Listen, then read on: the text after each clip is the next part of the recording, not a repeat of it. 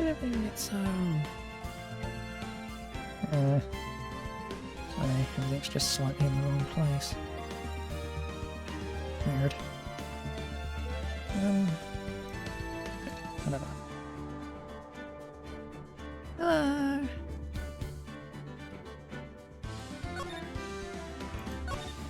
Let's do the rest of this case then.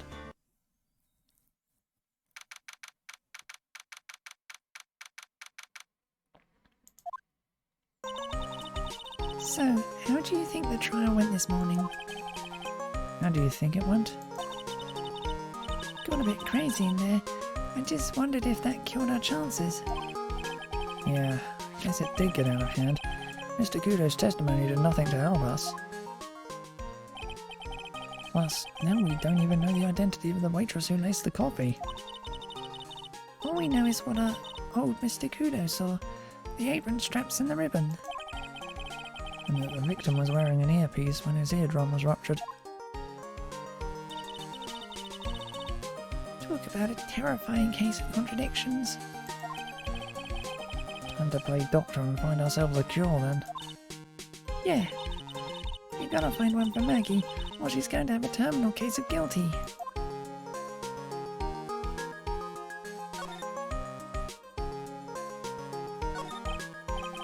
Well, I'm officially at a loss as to where to start. Yeah, me too. Let's try some brainstorming. You go first. I guess we should try to put Mr. Kudo's testimony to some sort of use. Yeah, that's true. We need to figure out the identity of the waitress and who the victim really was. Somehow I think the key to this case has got to be at Tribulations. Well then, let's go back there and check it out again. Oh, and we should drop in on Maggie and see how she's doing too. So, anything on your mind? Actually, there is something. I was wondering about Zinniop. You know, like, what he's like and stuff. Oh yeah, I almost forgot about that guy.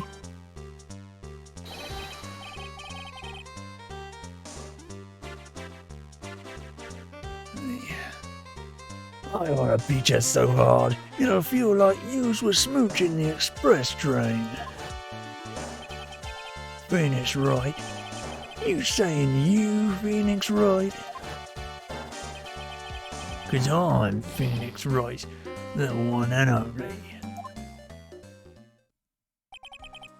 Actually, I've learned a little something about my doppelganger. Huh? You did? What did you find out?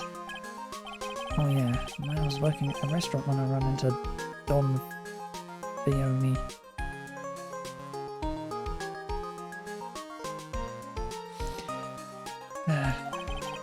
Let's just say he was such a terrible version of me that I wanted to sue for defamation. What's that guy's story anyway? What does he have to gain by impersonating me?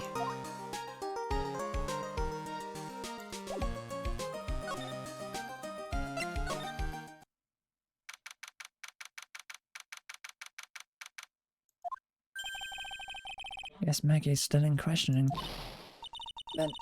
But we got questions to ask her too. Maggie! Maggie! Keep it down, Maya. This isn't a playground, you know.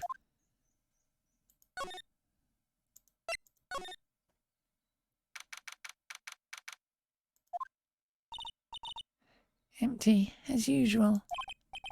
Yeah, and it's lunchtime too.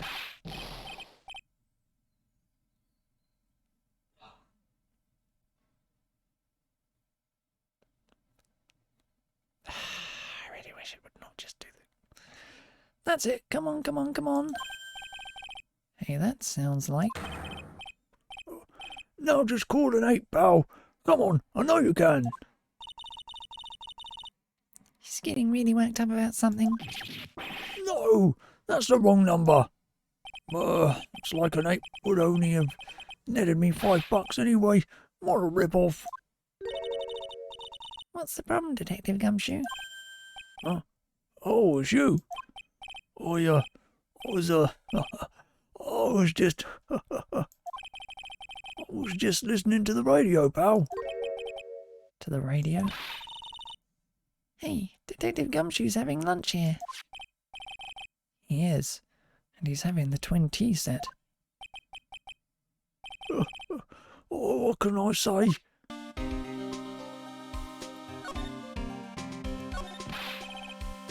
This is a nightmare.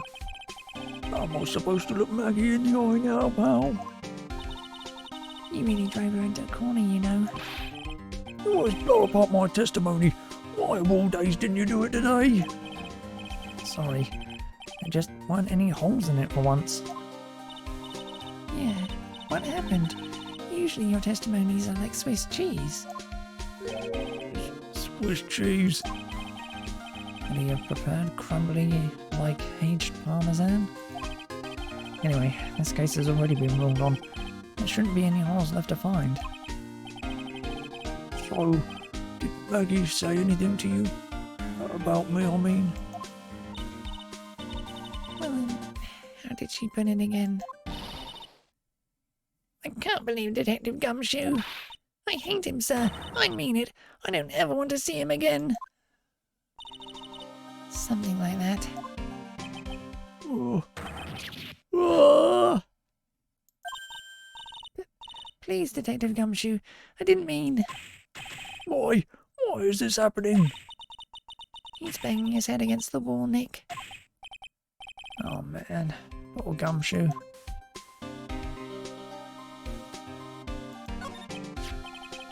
So, did you like the twin tea set? Oh, I've never paid that much money for lunch before. I was so nervous, my hands were shaking. So, how did it taste? Whoa. For $20, I guess. Oh, I don't know how to describe it really. It was delicate. Delicate? You mean you liked it? It didn't taste bad to you? What's the matter with him? Looks like he's thinking. That's it. I've been trying to think of the right word to describe the taste. And I just realised. It's bad. That's it. It tasted bad. It's just kind of hard to admit it to yourself when you pay $20 for it, you know. Maybe you should have found out about the price after he had finished eating. Hey Nick, maybe that's why Glenelg came here. Maybe he heard about the super fierce twin tea set. By fierce you mean fearsome. Speaking of Glenelg, that reminds me. You still hardly know anything about the guy. Why don't we ask Detective Gumshoe what he knows, seeing as he's here?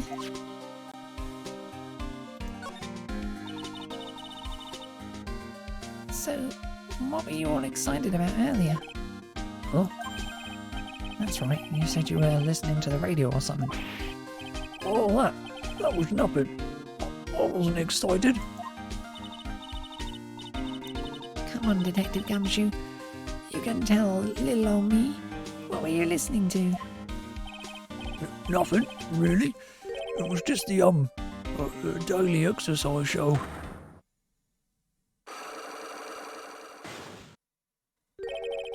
What the? A cyclock? Oh, this lunch special's lobster sure is great. Then why are there tears in your eyes?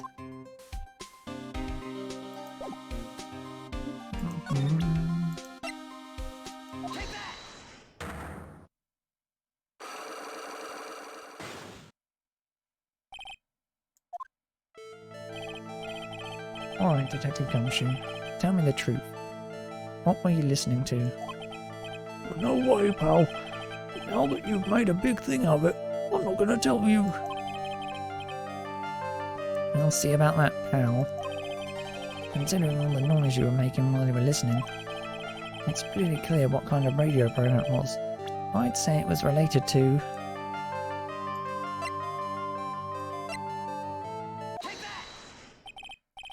I'm right, aren't I? You were listening to the lottery results, weren't you?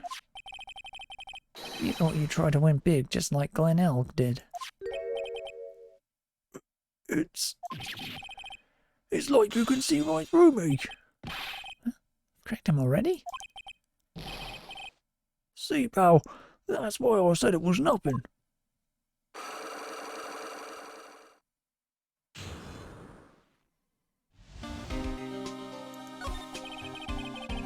I'm usually pretty lucky, so I figured I'd give it a try. It's with everyone in the lottery. So, how did it go? I'm on 50 cents. It'd be better to win nothing at all than half a lousy buck. I was so mad. Yeah, I know the feeling. I bought the same kind of ticket as Mr. Elk, see? They've got this special radio show where they announce the winning numbers. They even do the drawings live on the air. It's intense, pal. And that's what Mr. Oh, maybe that's what Mr. Elg was listening to on the day he was killed. Yeah. What time is it now? It's just after 1:30. And are the lottery results always broadcast at the same time? Yeah, look, I got this flyer when I bought the ticket.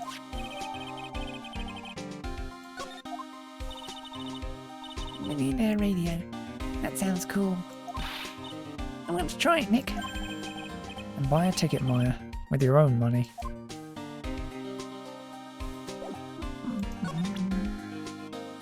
Very important clue. This guy was a real programming genius. They called him the walking computer at the place where he worked. What happens when he crashes, though? Does he just stop moving all of a sudden? Wasn't literally a computer, Maya. Anyway, there's nothing between Maggie and the victim. Yeah, that's what we found out yesterday, too. Hey, Detective Gumshoe, don't you have any information that's a bit more fun? Fun? Oh, I know. So, have you paid a visit to where Mr. L worked yet? You might as well. His workplace? Where's that? A computer firm called Blue Screens Inc. or something like that. Sounds like a real stable company. This could be fun, Nick. Let's go. Computers aren't really my thing, Maya. We'll be fine. I know all about that high-tech stuff. I wonder about that. Just around the corner from this joint. You should take a look. Computer firm called Blue Screens Inc., huh?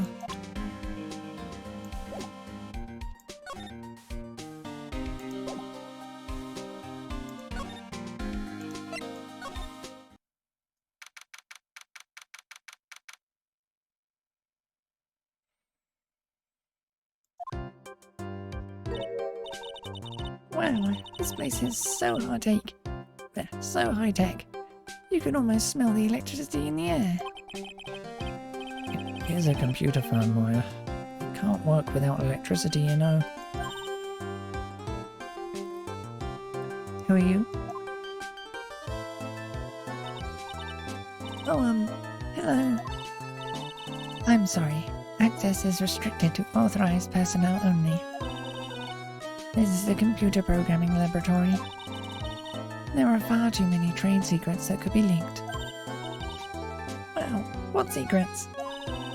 Everything you see here is classified. No information can leave this building. Understood. Who is this woman? She's like a robot from some kind of whacked educational show. My name is Lisa Basil. I'm the company director. Director? She's human? She seems more like a ghost in a shell. Thing over eye. Isn't that the same device as Glenn Elwood's? That's in DMH, right? Nice try, but it's the other way around, Maya. It's an HMD. All of my programmers here at Blue Screens Inc. are supplied with HMDs. Then, do you write programs too? No, I just enjoy wearing this. Pretty cool. I wouldn't mind one.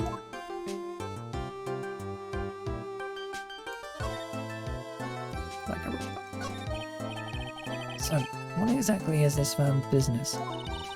I will try to simplify it so that you can understand. We analyze the data management systems required by certain branches of industry, and then deliver optimum operating systems and source-level components to them. Huh? You lost me on the corner of analyzer management. It doesn't matter. They analyze stuff. You got that much, right?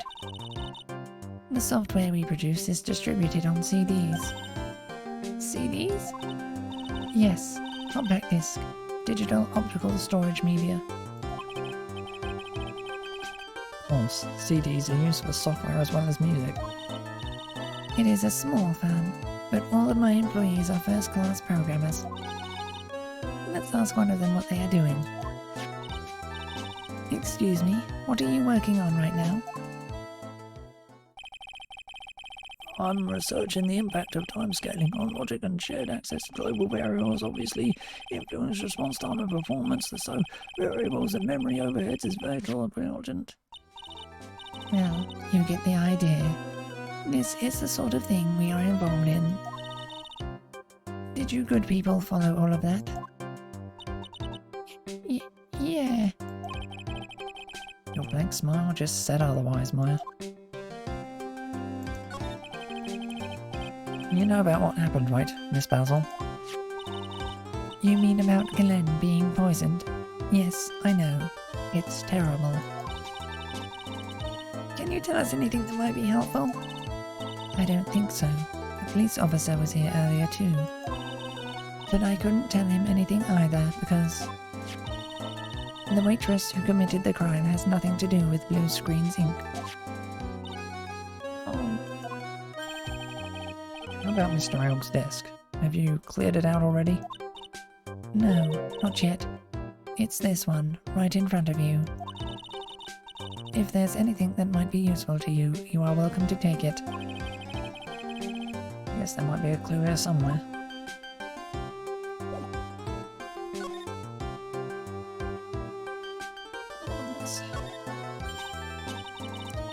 Whoa, look at this desk, Nick. What a mess. It's pretty average to me.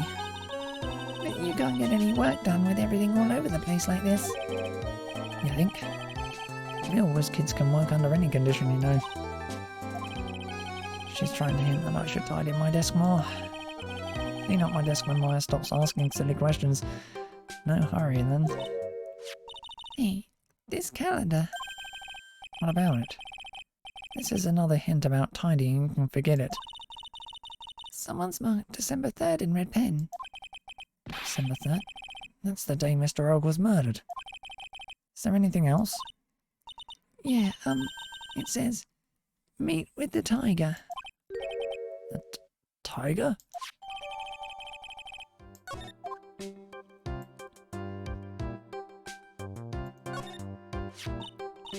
Wow, look at this mess.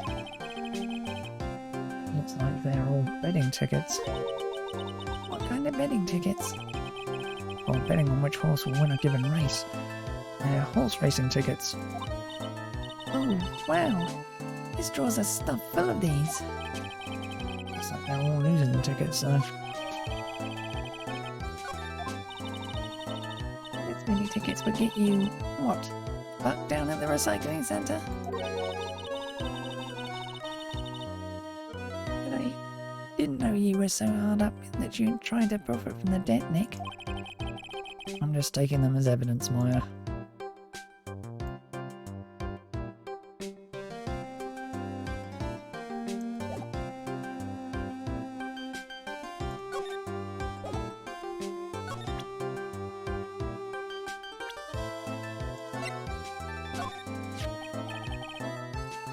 About Mr. L. He was a top programmer. I would even say he was a genius. But he did suffer from one or two bugs in his personality. Oh, like what? He was a bit of a loser. Perhaps that would be the best way to describe it. That's what got him into trouble. What's the matter? He was a top programmer. I would even say he was a genius. So he was really no trouble at all. A model employee. Hey, wait a minute. Just now you said something about him being in trouble. Got to find out what this trouble was exactly.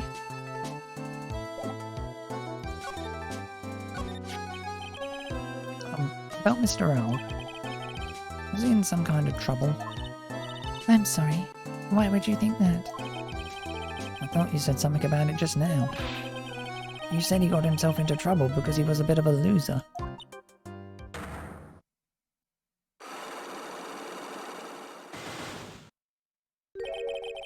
Three Cyclops? I guess Mr. Elg is like every other man with his own pile of secrets. Do that though.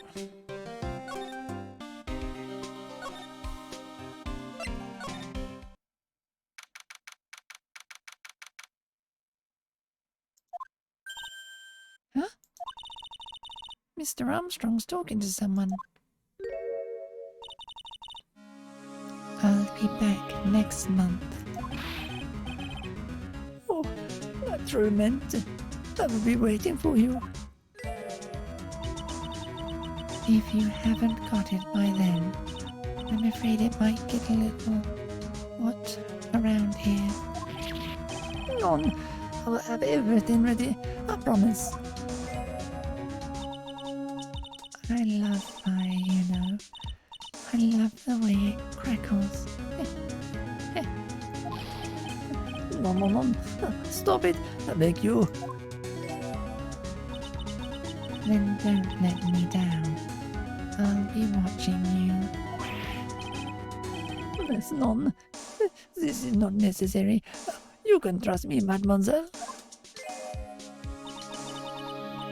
Walk to anyone. I'll drive a knife right through your heart. Oh, no. You do not have to worry. You know, you worry far too much. Maybe this will help you relax. It is the oil of sandalwood. I do love raw meat from time to time.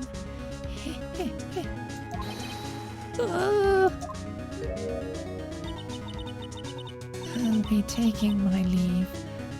Goodbye for now.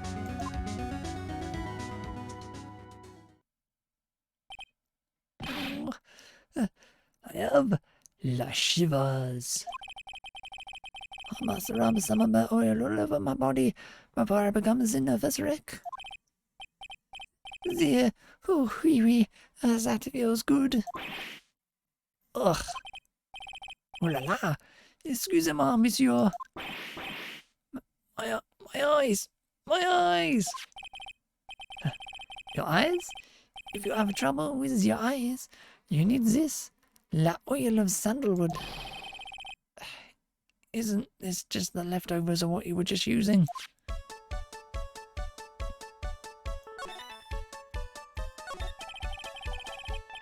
You don't exactly have many customers, do you, Mr. Armstrong? None. You are right, monsieur. But perhaps that is the perfect time for you to visit me, no? That way, I can give you my undivided attention and cook for you la dish supreme. Putting on a brave face, huh? That's what girls do, Nick. But you are right. Business is very difficult these days. Perhaps the name is the problem. People do not understand it. They think it is tray. I just wanted people to think that my restaurant was exclusive. But they think you just serve fast food on the cheap plastic trays. Nick, that's the kind of thing that can make a girl cry. Have you forgotten that Mr. Armstrong is a man, Maya? But this restaurant is my life. It is everything to me. I will defend it to la final. No one will take it from me. So, who was that woman you were just talking to? Oh la la, you saw that? Well, yes. Sorry. So, who was she? She looks so polite and graceful. Polite? Graceful? And she likes raw meat and fires, right?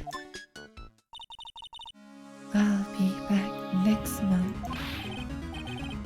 Oh, naturalmente. I will be waiting for you. If you haven't got it by then, I'm afraid it might get a little hot around here. None. I will have everything ready for you. I promise. Now that I think about it... Hey Maya, I think it's pretty clear what kind of conversation they were having. You think so? Well then, let's show him that piece of evidence and see what happens.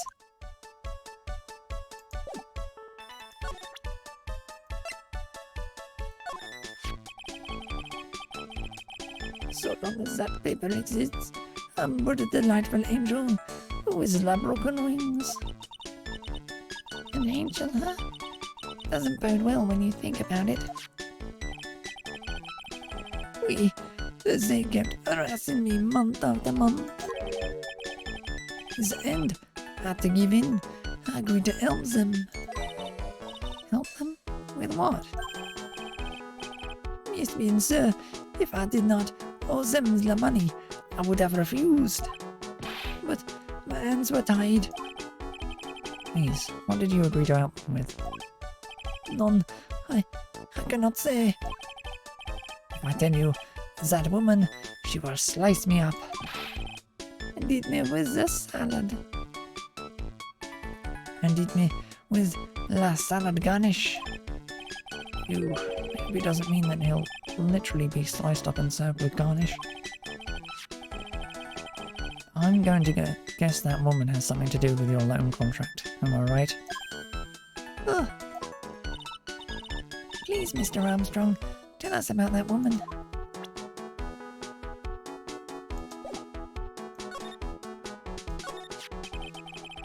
The woman who was here earlier. I take it that she's, Why has it come to this? What a tragedy. Suddenly I find myself so deep in la debt. It is a sign of the bad world we live in. Oh. I'd say it's more of a sign of the bad culinary skills. The woman who was here is a scary woman. She is from the loan office. Loan office? Is that where you borrowed $500,000 from? We, then the lender, it is called.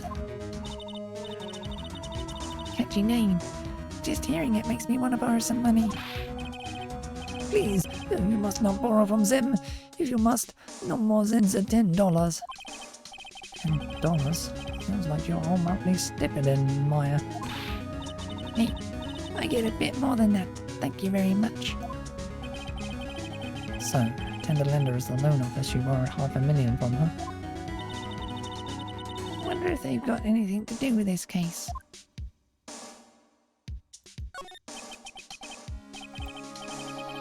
I am a weak woman. When I am upset, I have to buy something nice to cheer me up.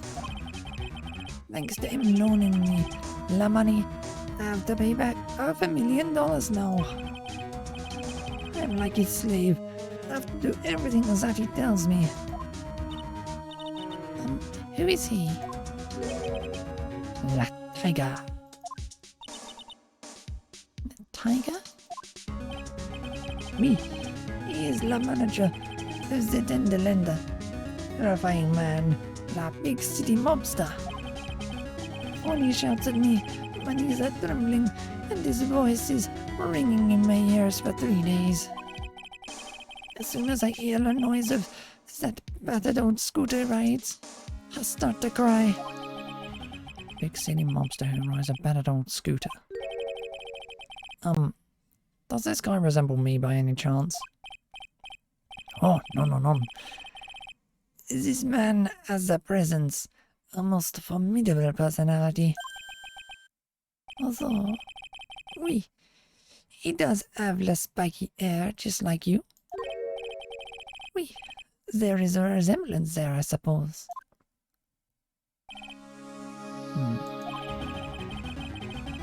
Sounds like this loan office is worth checking out after all. If you want to visit the Tenderlander, it is just beyond the Vitamin Square. Hey, Nick. You need money? I can loan you some, as long as it's less than $3. Thanks for the offer. Just beyond Vitamin Square, huh?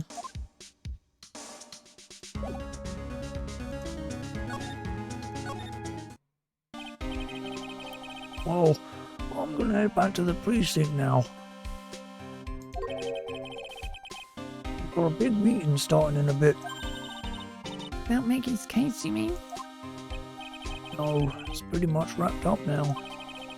There's another big case going down at the moment, so she's been pushed aside.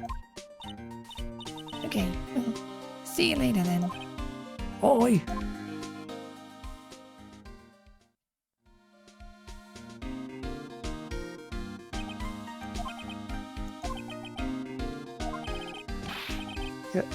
You better get going, Detective, or you'll be late. Actually, kinda got a favour to ask. It's a big one. Eva? Yeah, it's for, Maggie, actually. I was kinda hoping you'd give this to her for me. What is it? It's a lunchbox. I got up earlier so I could make it. I've been real worried about her. She looked like she lost a lot of weight. Detective Gumshoe. How many weenies are in here? There's not a person on earth who could down this much meat. You think? I love weenies. I can't get enough of their tender juiciness. So will you give it to her? Took me ages to make. So please say you will, pal. Can't exactly say no, can I?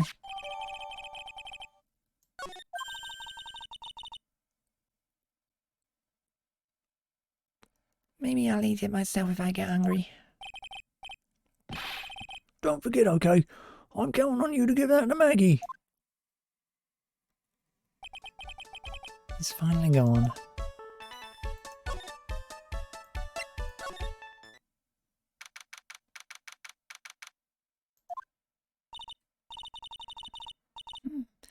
I don't see any sign of Mr. Kudo, do you?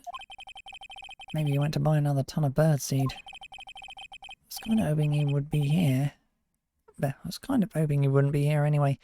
At least, not for now. Besides, any more seeds today and I'm liable to turn into a real phoenix.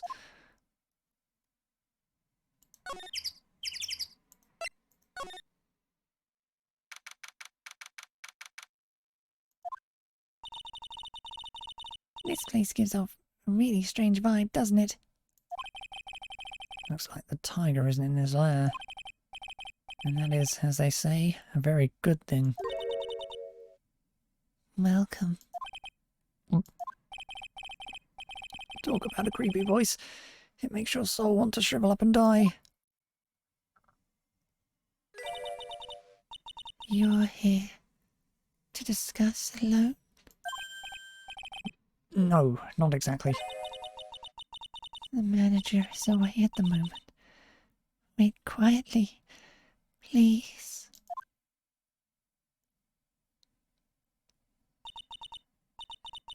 She's gone.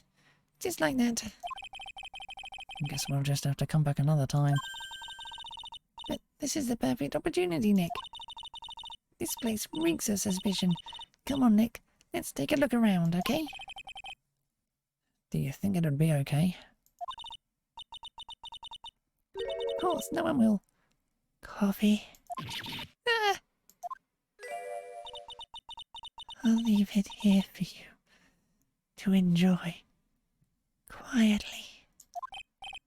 Yes, thank you. Do not touch the desk, please.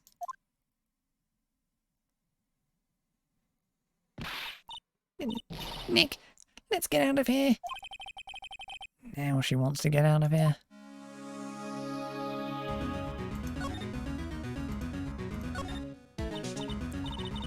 Oh no, someone dropped the ashtray on the floor. It's going to be a nightmare to clean up. Yeah, it's all over the rug and everything. I accidentally knocked over a really big space heater once. Cleaning up was such a pain. It was one of those super antiques where you have to burn a ton of charcoal. How did she manage to knock one of those over? They're supposed to be super heavy. Oh, hey. There's a book of matches here too. Matches, huh? Places don't give those out much nowadays. Hey, wait a second. What is it? Look what's printed on its cover. It says Tribulations. These matches could come in handy. You might be able to use them. Yeah, the pilot light for the office boiler keeps going out. Swing and a miss, Maya. Swing and a miss. It's one impressive desk on one impressive rug. It's solid gold, Nick. Gold. Just look at that shine. Only real gold shines like that. Would you really want such a shining desk, though? I don't know, but let's see what it's like to sit at a solid gold desk. Wow, I'm completely dazzled. That's because it's completely dazzling. I can see it up my nose in the reflection. That's got to be really distracting. So the desk isn't practical. No surprise there.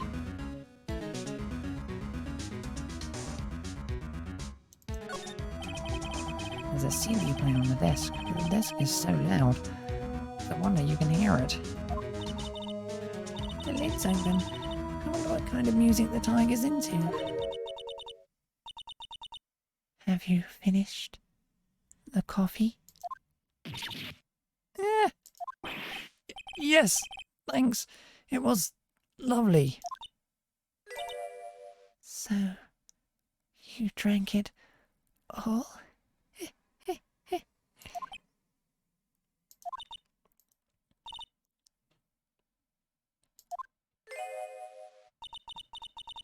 If you touch anything else that doesn't belong to you, there's always another cup.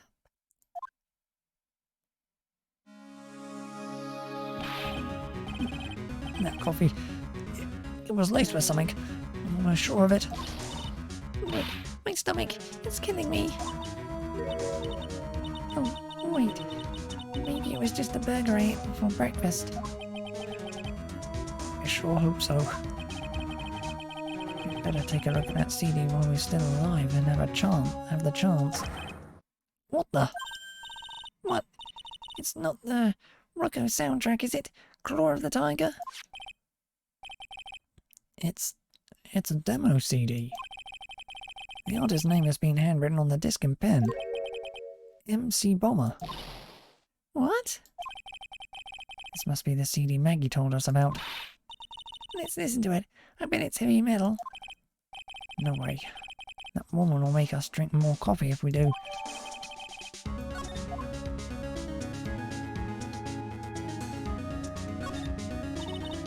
What's this? It's a punching bag. What? No way. You wouldn't catch me walking around with a bag like that. What do you mean, walking around? The design's gross to start with, and it's way too heavy to be practical. Why is it called a punching bag? Don't people know messengers' bags are in? I knew it. I was right before back at Tribulations. Paris fashion is more my thing. I really hope she's pulling my chain on this one.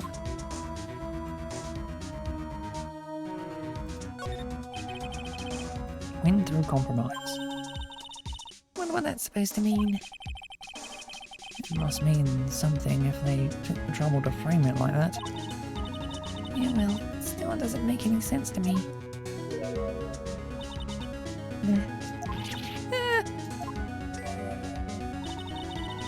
That's Tender Lender's guiding principle. Oh? compromise the customer to win. Oh, I see. How about you, Nick? Yeah, well, as long as we don't have to compromise my hair, I'd say we're okay. That's one slogan no business owner should ever explain to their customers.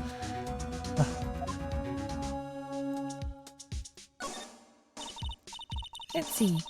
This round old thing is called a Daruma, I think. I figured I'd read a book or two and be more cultured in case you're wondering. You mean you aren't making stuff up for a change? I bet you also didn't know that no matter what, he'll always right himself. Go on, Nick. Give him a good shove.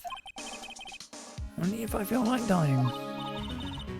This yellow thing. This is a Japanese chess piece. I think it's a king. Not that I'm an expert or anything. I'm more of a reversey person, you know. Assuming she knows what she's talking about.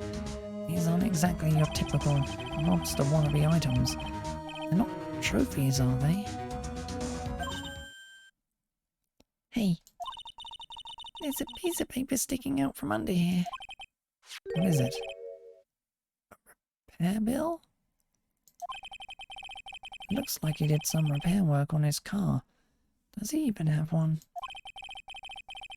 $15,000 to replace a bumper and a light? That's insane! The car's registered to the Cadaverinis. Huh? So it's not even the Tiger's car. Why would someone else's repair bill be in the Tiger's office?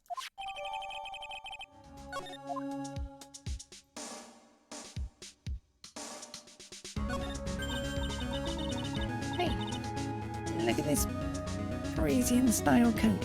It's so chic. Looks more like a pimp coat to me. Guess I haven't got an eye for fashion. Hey, look at this. This suit is the same colour as the one you wear, Nick. The same colour as my suit. Keep your voice down, Maya.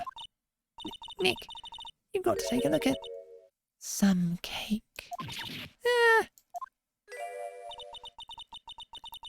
I'll just leave it here for you. Yeah, sure. Thanks. Just wait here quietly. Otherwise... Sure. Did you hear that, Nick? Wait quietly, she said. Yeah, sure. I have my eye on you, only so I can take care of you. Understand?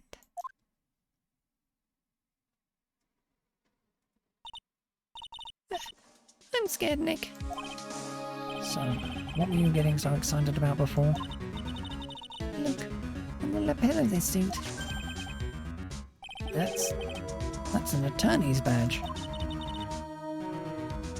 Is the tiger a lawyer? No way. Look at this thing. It's made of paper. For some reason your badge suddenly looks really cheap to me, Nick. Why doesn't anyone recognize an obviously fake badge when they see one?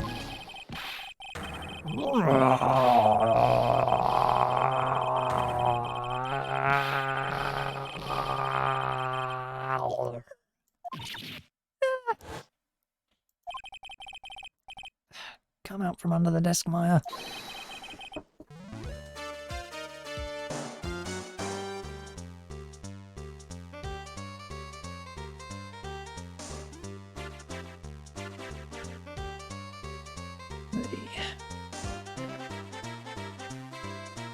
What are you two snooping around in my office for? Nothing. We were just... Brad, my precious carpet, you've got ash on my rug. You're gonna wish your ugly feet never came through my door. It wasn't us. It was already... You want to argue with me? Is that what you doing? You think yous can take me on? I'm gonna flatten yous doing the pancakes and turn yous into my new rugs.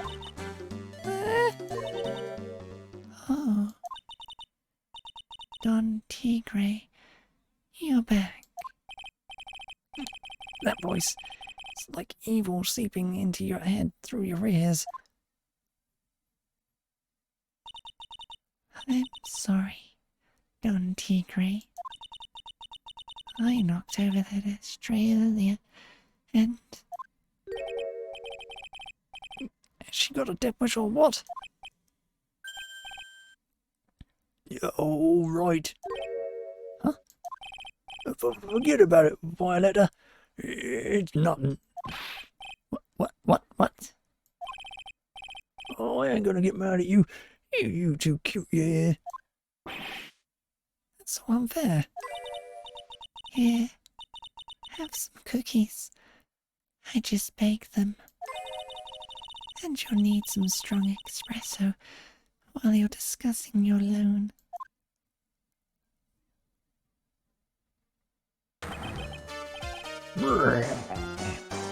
Phoenix Wright. Yes? You's either crazy or just plain stupid to chase after me. I worked so hard, but now you's gotta come and mess up my plan. So it was him. He's my phony. But I don't care. No one gets in my way. What? I mean, excuse me?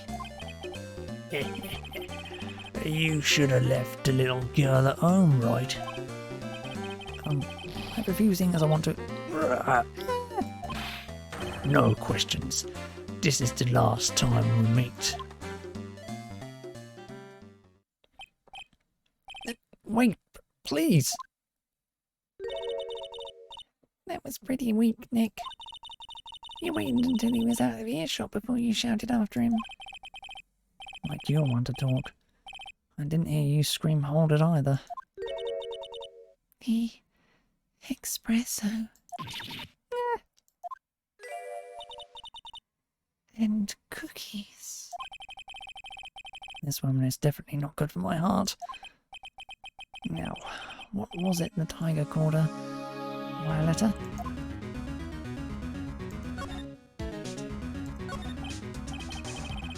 So, I'm kind of curious about your company, Tender Lender.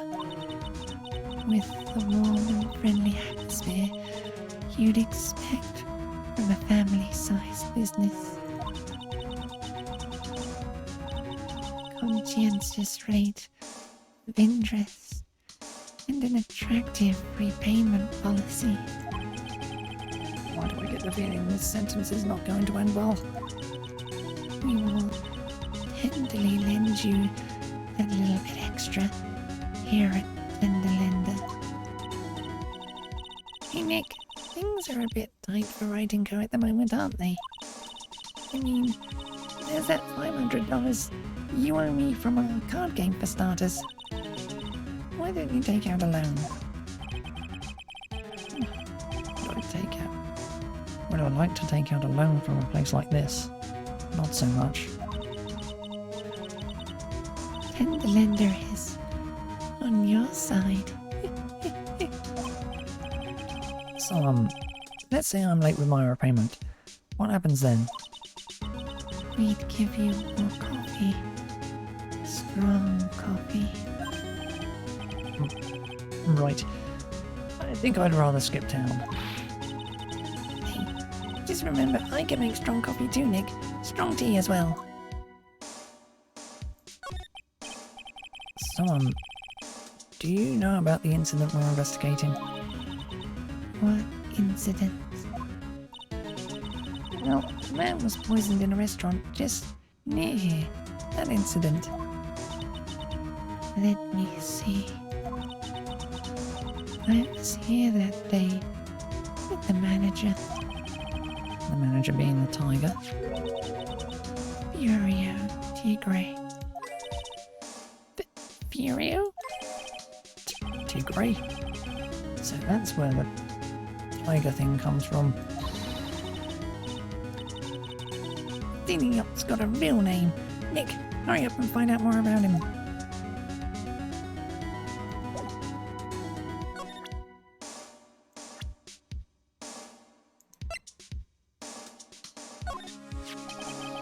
I ask you about the tiger? I mean, Mr. Tigre. Cookie. Sure? How do you like my cookies? Bake them myself. Go ahead, Nick. The honor is all yours. Nope, nope. Ladies first, Maya. No matter how I look at this, I just don't get it. The tiger and the scary girl working together. We are lovers. It's not exactly coming across in your tone of voice. And I am Don Tigre.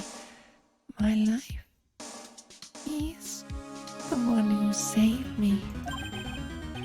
The tiger saved you?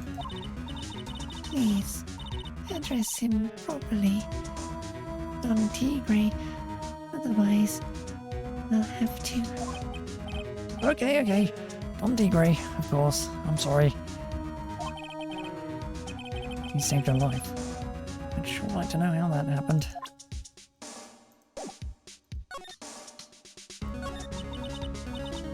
I'm very frail, you see. Just recently I died once. You died? About 4 months ago. The doctor said to abandon all hope. Guess they were expecting her to take a boat ride across the River Styx. But Don Tigre, he saved me. He gave up everything. Everything? When I found out about what he had done for me, I was happy. No offense, but I'm finding that a little hard to believe. I decided I'd pay him back with my life by serving him coffee and espresso. I still wonder about what's in her coffee. So, is that why you've got that bandage around your head? This. So what's the story with the bandage? They put it on after the operation. Operation? It's just a little injury. A little injury. A fatal injury? She's just suffered one herself by the sound of it. So, that's the injury you were talking about before when you said you had died once.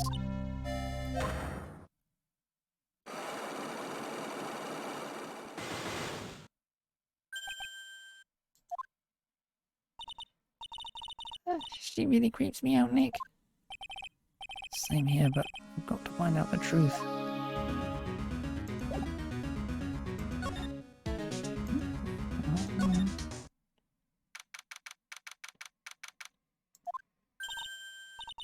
There he is. Old Seedy's back feeding the pigeons again. There, take this, and this, and get out of my park. Like I thought, he's really mad. Come on, Maya, just keep your head down and let's sneak away while we still can. What? Why? Hello, old man. What are you doing, Maya? Yeah.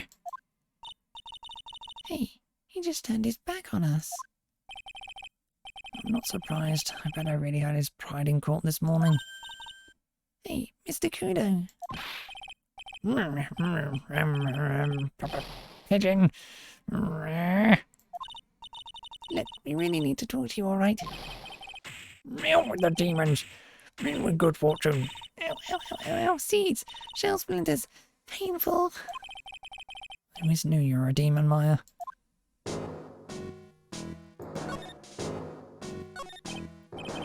I'm sorry about what happened in court earlier today.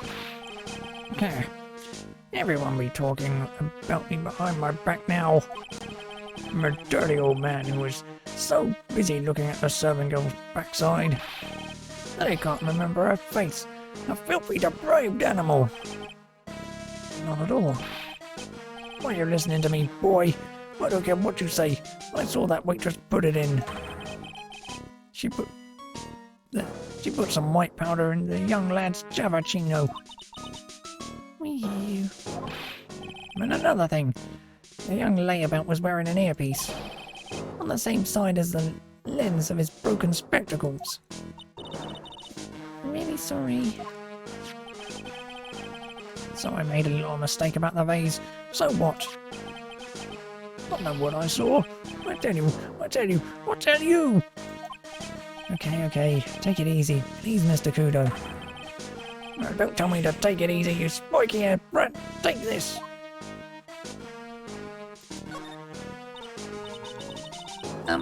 You said you were a craftsman, right? Yeah, the modern world casts honest craftsmen like me aside in droves. Surely it's not that. I come from a long line of craftsmen, right back to the time of the Shoguns. Do you hear me? I didn't become an embroiderer, I was born one. Actually, I'm kind of in the same situation myself. I wanted to stick my fingers up that dribbling old judge's nose and scream right down his ear hole. Objection! Oh, so did you want to become a lawyer when you were younger? When you were young? There. I don't think that's quite it, Maya. I think he's just in a bad mood, that's all. I've got a tsunami of frustration inside and it's ready to burst out. Let him stop rambling now, we might never shut him up. What should I do? Guess I better let him talk. So, there's not much call for craftsmen these days then? Of course not, you idiot. All I'm good for nowadays is running errands. Errands? Everyone takes advantage of the elderly. Buy some breadcrumbs. Take the dog for a walk, Granddad. Feed the pigeons, old man. What am I, some sort of two-bit community handyman? Well... Buy some bread. Now that I can understand. But what's the point of feeding some seedy pigeons? Why don't people say what they mean? Get lost, that's what they're trying to say. Oh yes, I'm just an inconvenience, you see. At home, at that restaurant, I just get in the way, don't I? Sure you don't. Wait a minute. What did he just say? At home and at that restaurant? Hold up. By restaurant, are you talking about Trebian? Did you get asked to run an errand there too? Yes, I did. The very day that young brat was poisoned. What? So, on the day of the incident, what were you asked to do? Glad you asked, boy, because I'll tell you what I was asked to do. All of a sudden, that young lad slumped over the table. The serving girl collapsed. And I broke that vase. It all happened so fast, I was in a bit of a daze, you see. And the owner shouted over to me. Excusez-moi, you... Call the police. Call them yourselves. I should have said back, but I didn't think of it at the time. So, did you end up calling the police? Like I said, I was in a bit of a daze. Did you call them on your cell phone? Do I look like I'd have one of those newfangled thingamajigs? I went out looking for a payphone, of course. You went looking for one? I couldn't find one right away, you know. Wandered around for 5 minutes or so. 5 minutes? So for 5 minutes after the incident happened... Yes, sir. The owner was at Trebian on his own. Why didn't you mention this in court this morning? Well, I would have if you'd given me the chance. but you all bullied me out of the courtroom. Thank you, Mr. Kudo. You certainly earned your kudos for today. Wait a minute. If that's the case, there's more. I've got more to say. Oh yes, I remembered something else. Bailiff, escort the witness out of the courtroom. It's not my fault. You're the ones to blame. You could have at least told us before we got to court. Is it really that important that Mr. Kudo was the one who called the police? What's important is the unaccounted time before the police arrived. The victim was dead. Maggie was unconscious. Which leaves that man, alone in the restaurant. Mr. Kudo might have been chased out of the place on purpose. What do you mean? Maybe a certain someone didn't want him in the restaurant. Oh, sure. You go ahead and say I was in the way as usual. I suppose I should have been getting myself covered in pigeon poop instead, hmm? I need to get more details about what exactly happened. From Maggie, and from Mr. Armstrong.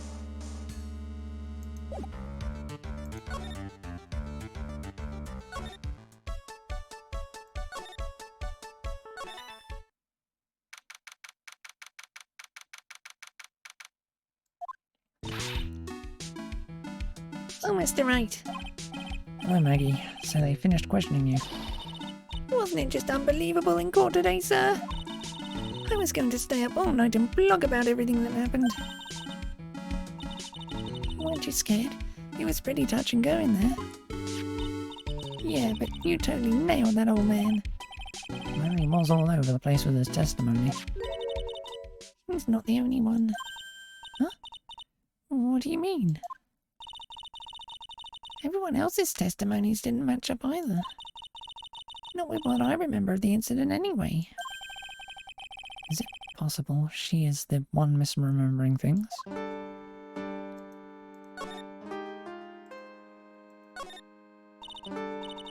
Maggie, you know how you said that everyone else provided testimony that didn't match up with what you remember? Yep, there are just so many things that don't seem to add up. The biggest contradiction is the other guy I saw at the victim's table. He was the one who slipped something into the victim's coffee. I'm sure it was him. But didn't Mr. Kudo testify earlier today that it was the waitress who put some white powder into the coffee cup?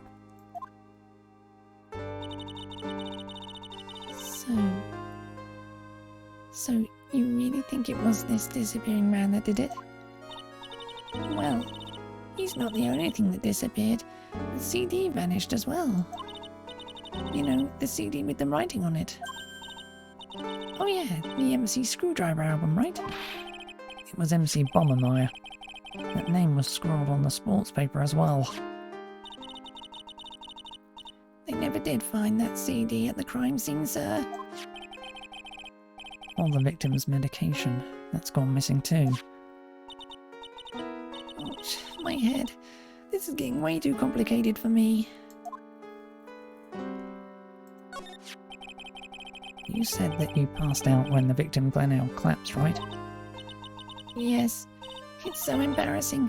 I mean, I used to be a cop.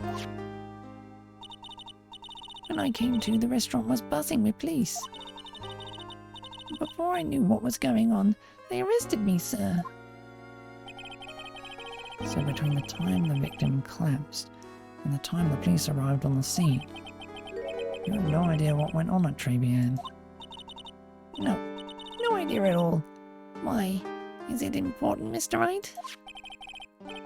The other witness, the old man from the park, was pretty much chased out of the picture. Chased out of the picture? What do you mean? Old CD wasn't inside the restaurant because he was told to go call the police. Exactly, and you, Maggie, were unconscious. That means Mr. Armstrong was alone in the restaurant for a brief period of time. No. You don't think Mr. Armstrong set me up, do you? When you consider the facts, it's hard to imagine that Mr. Armstrong isn't involved in this at all. It's like the master biting the paw of the dog that it feeds. Are you sure about this, Mr. Wright? Well, the old man said as much when we spoke with him earlier. I don't know. The things that man says don't add up for some reason, sir. Maggie looks like she's trying to figure something out. Maybe we should ask Maggie exactly what she knows about old Seedy.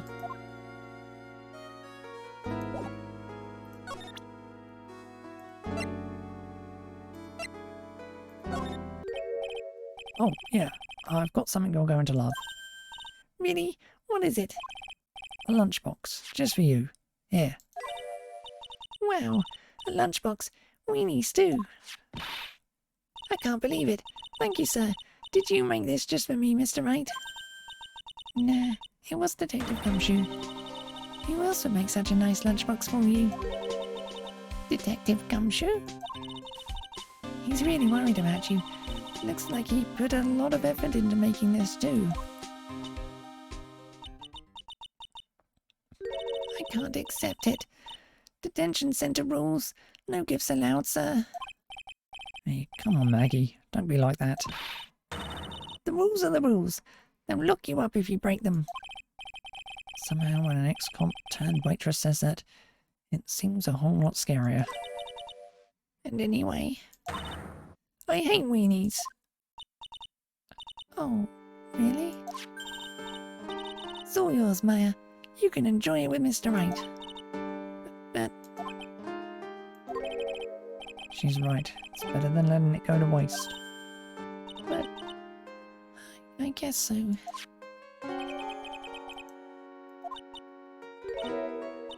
Well, how was it? That hit the spot. I love weenies. Oh, good. I'm glad I gave it to you then, sir.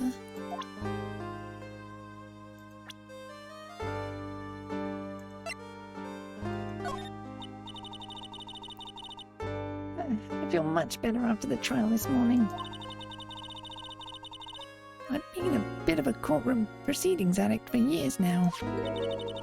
Feels like forever since I saw a witness as slippery as that old man. He's not really that bad of an old man, though. Still, I feel a bit uneasy.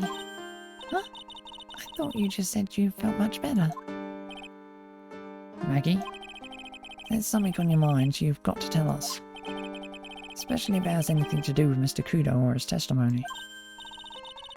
Roger, I'll spit it all and see what you make of it.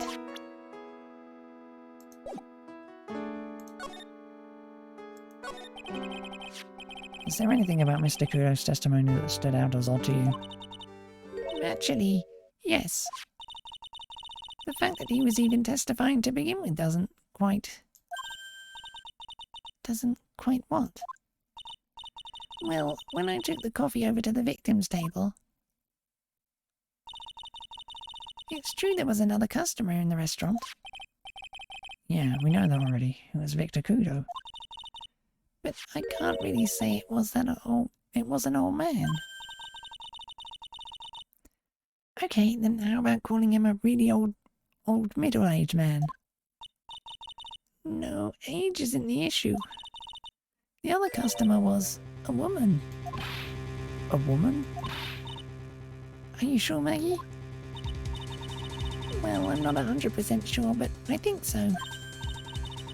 So, what did this woman look like? She was sort of creepy. And she had a kind of cackling laugh. Creepy. Cackling? Why do I get the feeling I've come across a woman like that recently?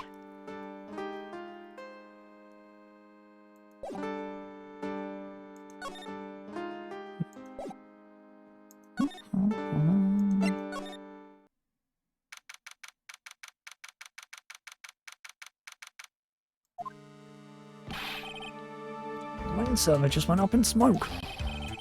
Why the heck isn't the press conference set up yet? The superintendent's here already. Yeah, and there's a problem with the internet too. I told you to stop using your computer, Chief. I'm watching videos online. I'm catching up on my Asian soap operas. It's gonna have to wait, Chief. I'm throwing the switch. No! Just when some young guy was about to confess to his son's hot-to-trot girlfriend. Wow, this place is really buzzing.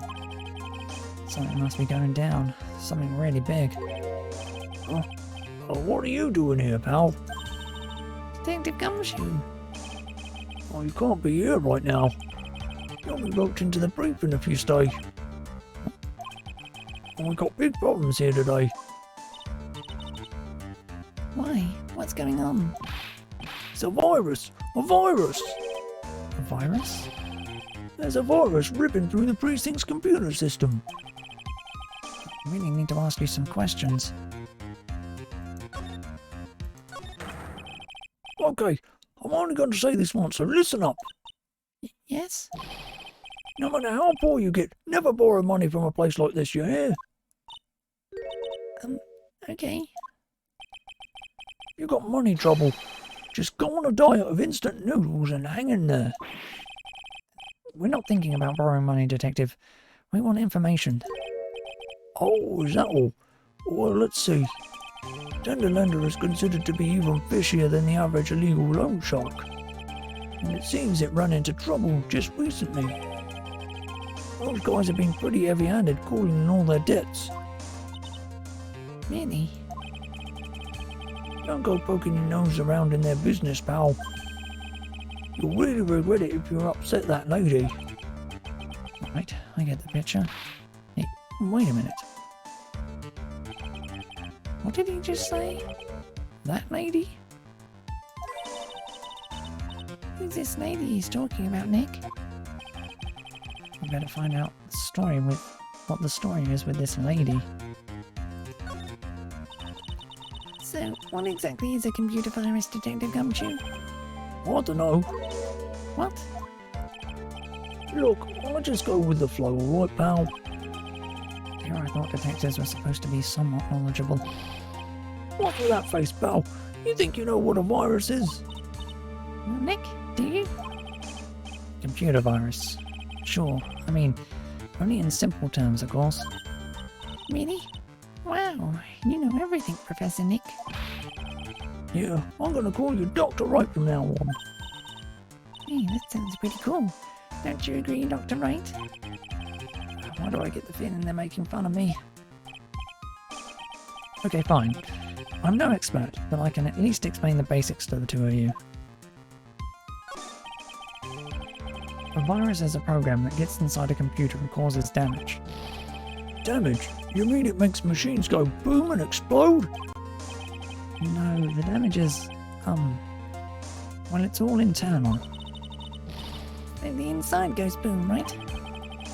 Imagine all the case data you've got stored on your PCs here in the station. A virus could wipe out all of that. That's the kind of damage I'm talking about. Whoa, that's scary.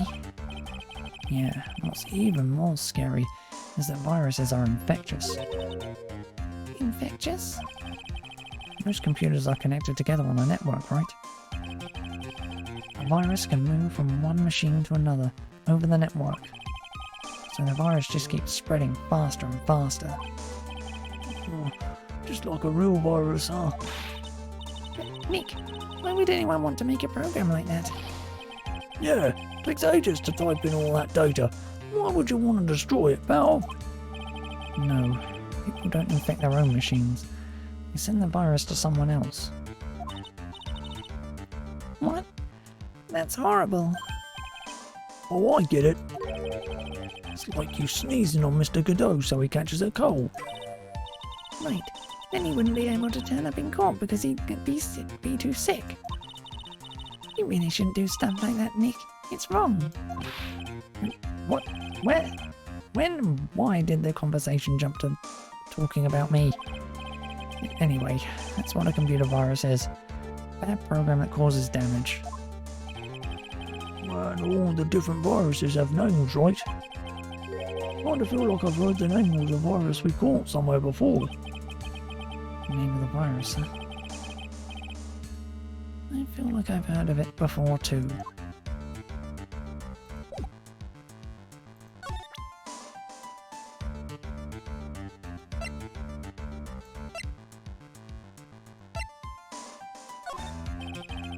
Detective Gumshoe, about this. What? I'm trying to concentrate on Maggie and this virus right now and ah! This is it. This stupid name. I remember now. Thought so. Here it comes. Don't just nod to yourself and keep me in the dark, Nick. What's going on? It's okay, Maya. You don't have to cry about it. The name scribbled on that sports paper written on that CD. That's the name of the virus. MC Bomber. What? Yeah, the virus that's just infected every computer in the station, pal. It's MC Bomber. Can you give us any more details, please?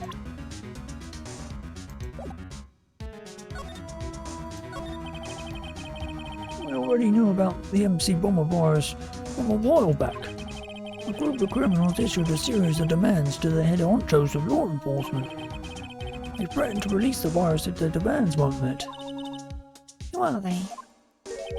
I don't know. Some hotshots from the criminal underworld would be my guess. And now the virus has been released, huh? Yeah, it's in every computer in every public office in the city. Everyone's going nuts. They're hopping around like dancing at carnival. Like they're dancing at a carnival. All this stuff with criminals and viruses. It almost feels like we're in a sci-fi movie. Apparently the programmer who made the virus was a real genius or something. The focus right now is on tracing the root of this virus on the black market. You mean someone put this virus up for sale?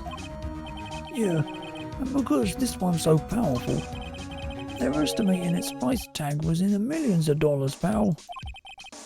In the millions. Virus can be worth that much.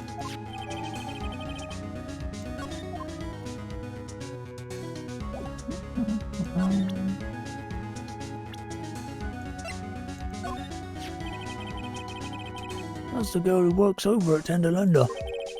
You'll want to stay away from her. Okay, I mean it. She does look kind of unforgiving, doesn't she? It should be the least of your worries, pal. What's that supposed to mean? What could be worse?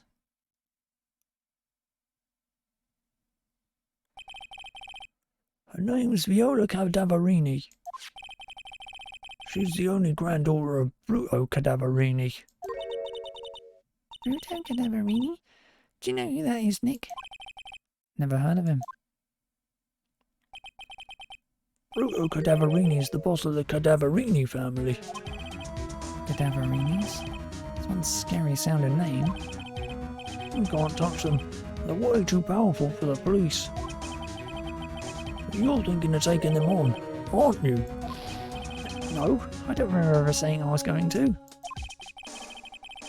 Better get some more info out of Gumshoe about this family.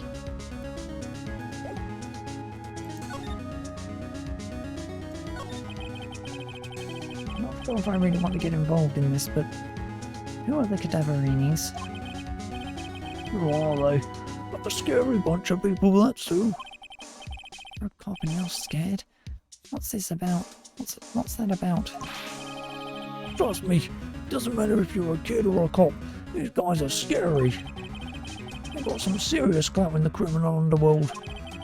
You can't touch them, they've got too much moolah. Moolah? As in... They pretty much control all the cash on the city's black market. market, huh? That includes Tenderlander, I take it. Sure, no one stands up to Bruto Cadaverini, but I mean no one. Interesting. So, Viola's the granddaughter of some mafia boss then? Yeah, and everyone knows how much Bruto loves his little girl. She means everything to him. So, how did she end up at Tenderlander? I don't know, pal. I heard she and the boss of Denderlander are pretty tight. Tight? That's what it said in a file I read related to Maggie's case. Sounds like a pretty important clue. Oh, I can't believe it. I almost forgot the most important thing. And that is? You know, lunchbox. How did everything go? Lunchbox? You remember the weenies? I hate weenies. Oh, yeah, those weenies. So, how did my weenies taste when they went down the hatch? Well, it was delicious. Yeah, that's what she said. Really? Well, not exactly. Oh, don't worry about it, pal. I figured something would happen, so I came prepared. Prepared? What do you mean? I made a jumbo lunchbox. Oh, Do me a favour again, huh, pal, and deliver this. it sure is a heavy burden. In more ways than one. I can just imagine Maggie's little eyes sparkling with joy when you bring her that. Weenies. Again. Nick, tell me we don't have to eat all these too. I really can't eat anymore.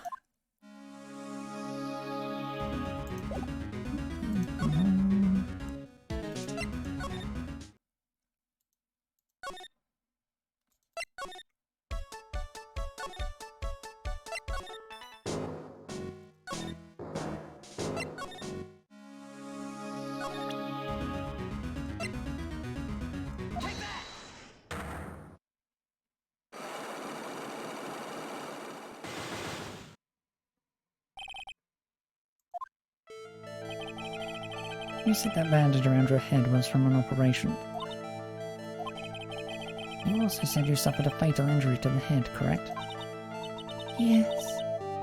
The operation was very difficult, apparently. Now, by fatal injury, you mean you were hurt very badly somehow, right? Did the injury in question have something to do with this?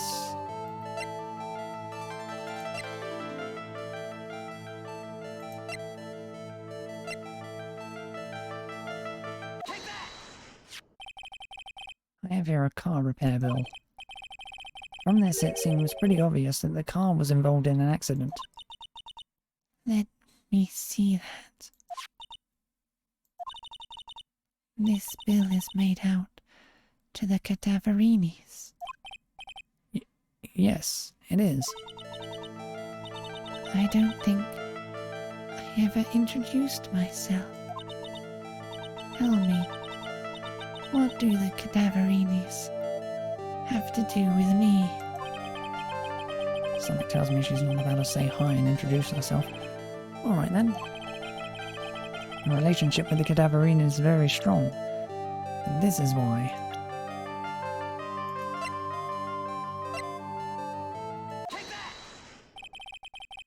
Exactly who you are, Viola Cadaverini. You sustained that injury in a traffic accident, didn't you? It happened about 4 months ago. I was driving in one of our family cars, and someone pulled out in front of me.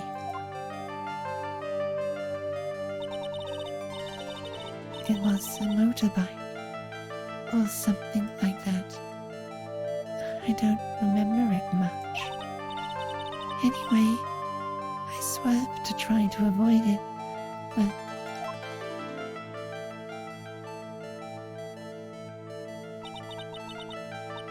I took a blow to the head. A bad one. Yeah, I can imagine. So what happened to the person on the bike? I'm guessing they didn't get away with injuring the Viola Cadaverini, right? I don't know what happened to him. They ran away. Or so I heard. Ran away. If they'd stayed, I'd have... Is it possible that the person who committed the hit and run have been... It was this man, wasn't it? He was the cause of your accident. It wasn't Don Tigre. I refuse to believe it. We collided. The motorbike and my car. But Don Tigre isn't injured at all, is he? It was the tiger who crashed, who caused Viola to crash. I can feel it. Plus, one of her locks just broke, so she must suspect it was him too. I'm sorry, Miss Cadaverini, but I have proof that the tiger was involved in a traffic accident on his bike.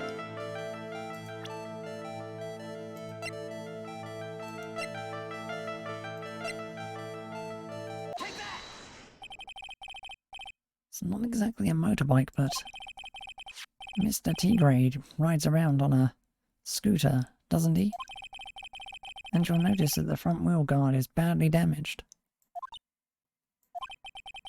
Miss Cadaverini, you know the truth, don't you?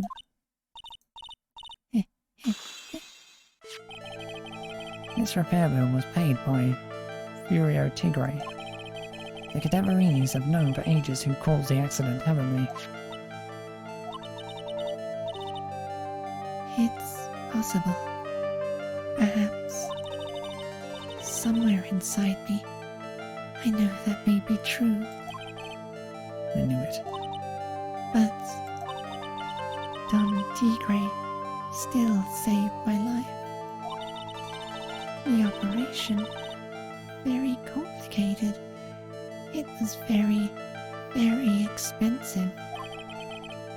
How much are we talking about? Very, very, very expensive. She seems kind of hesitant about giving me an actual figure. I should back off. Well, anyway, it was the tiger who paid for it, right? After I recovered, Don Tigre told me. He said he paid for the operation because he cared about me. I believe him. Really? But do you honestly believe that to be true? Do you want to know what I think? I think the reason he paid for the operation wasn't because of you, but someone else.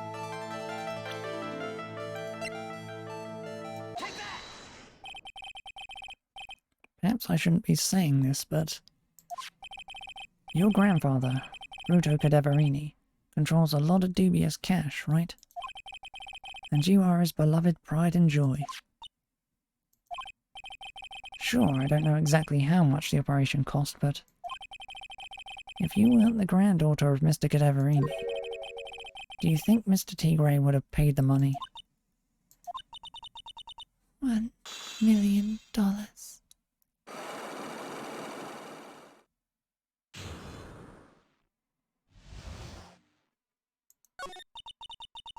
Four months ago, I was in a traffic accident. That's why I needed the operation. When I woke up, they told me it was nothing serious. A simple procedure. Oh, really? Well, I guess if she recovered in 4 months, it couldn't have been too big. They said the operation cost $1 million. $1 million bucks? My grandfather ordered Don Tigre to pay $1 million in compensation. Compensation, huh? Sound about lingo for paying money to settle a score. Basically, pay or get into some serious trouble. But $1 million bucks? This has to be related to our poisoning case somehow.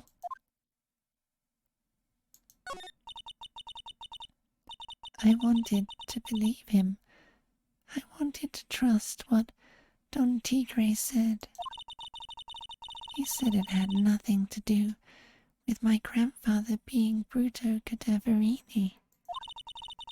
I wanted to believe he helped me because he cared about me, not about my grandfather. But I knew that wasn't really true. Well, I'm so sorry. What he did to get the money it was evil. He said it was all for me, so I helped him. You helped him? In what way? Here, take these. What are these? Medical papers? I'm Bruto Cadaverini's granddaughter. He had to pay compensation. He was made an offer he simply couldn't refuse.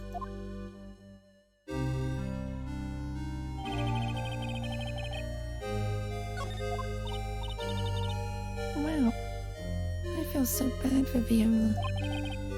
It's inexcusable. There are two things that I consider inexcusable. Poisoning and betrayal. Only a coward would hurt people using either of these tactics. Is everything alright, Nick? We should get going. Right after we finish our espresso. Yeah. I won't need to convince Viola of anything else, so I guess I can get rid of this.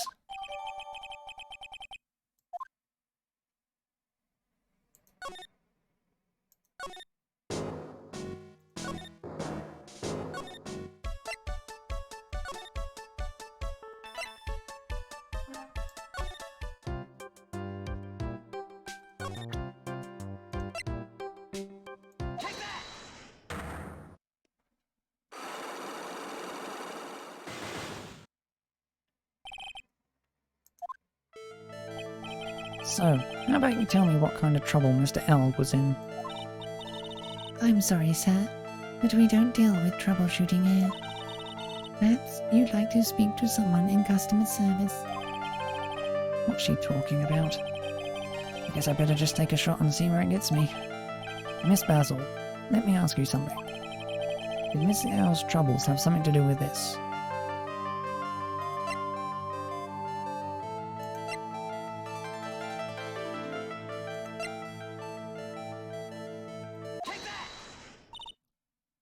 What is that? A lottery ticket. There are a ton of these on the victim's table at the scene of the crime. And what is the relevance of that? The victim, Mr. Glenn L., had a gambling habit, didn't he? I don't think that's a logical conclusion based on the facts. Everyone dreams of being rich. Even I listen to Millionaire Radio. She's right. This is a bit weak on its own. But Mr. L's gambling wasn't restricted to the lottery, was it? The lottery, horse racing. He brought a lot of tickets and lost a lot of times. That's got to have hurt his wallet pretty bad, don't you think? Maybe bad enough to be the cause of some pretty serious trouble, perhaps. No. You are right. Glenn did have a gambling habit. You good people must not follow his example. Do you understand? Trust me, even if I wanted to, I don't exactly have the money to buy any. But if you win, there's no problem, is there? And Glenn had a winning ticket, didn't he? For $500,000. Yeah, but It's hard to imagine how he could have been in trouble then, isn't it? it's true that Mr. L won $500,000 in the end, but that was his first stroke of good luck. He was in deep trouble before that. Deep trouble? What do you mean? Mr. L's real problem was with someone or something more terrifying and ferocious.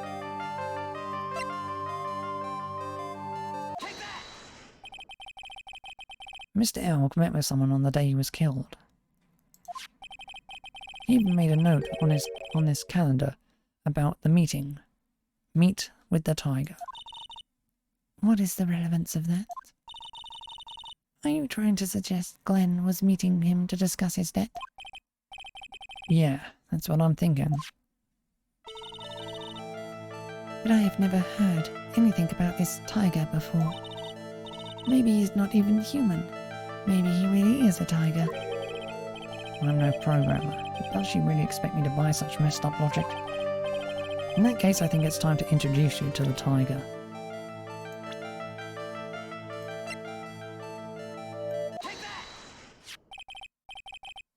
Furio Tigre, aka the Tiger, is the boss of a loan office called Tender Lender.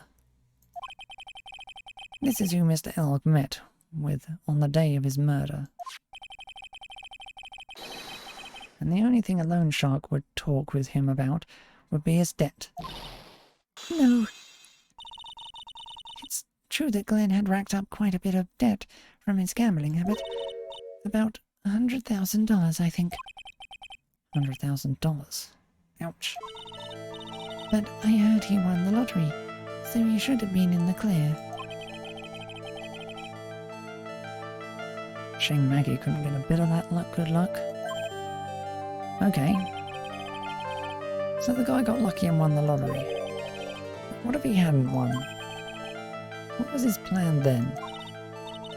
Well, this isn't easy to say, but he said he would use his talents to repay the money. His talents? I suspect he was talking about programming. What computer program is worth $100,000? Perhaps you good people should leave, so I can get back to work. I'm so close to cracking her. The program in question, was it by any chance this?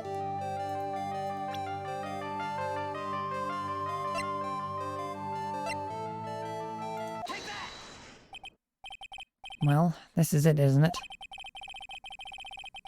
Hi, Purple. And this is the virus that's infecting computers worldwide as we speak. MC Bomber. No.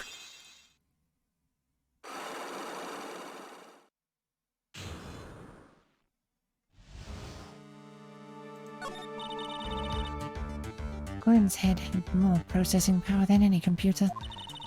But it had been infected with a gambling virus. Glenn was in too deep. You mean he was in debt? Yes, $100,000 in debt. Not an easy amount to repay. So, he said he was taking on some extra work. Something a bit risky. Risky? How? Maybe he was going to become a waitress at Tribulations.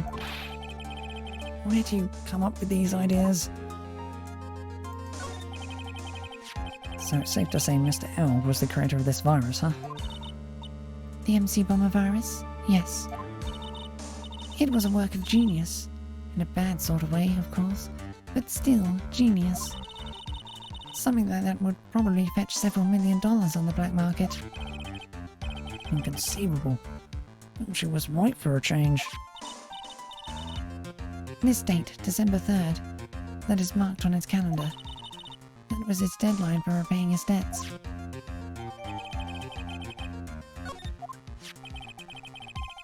Guess we won't be needing these horse racing tickets anymore. Glenel's losing horse race tickets thrown back to the floor. Use the trash can, Nick.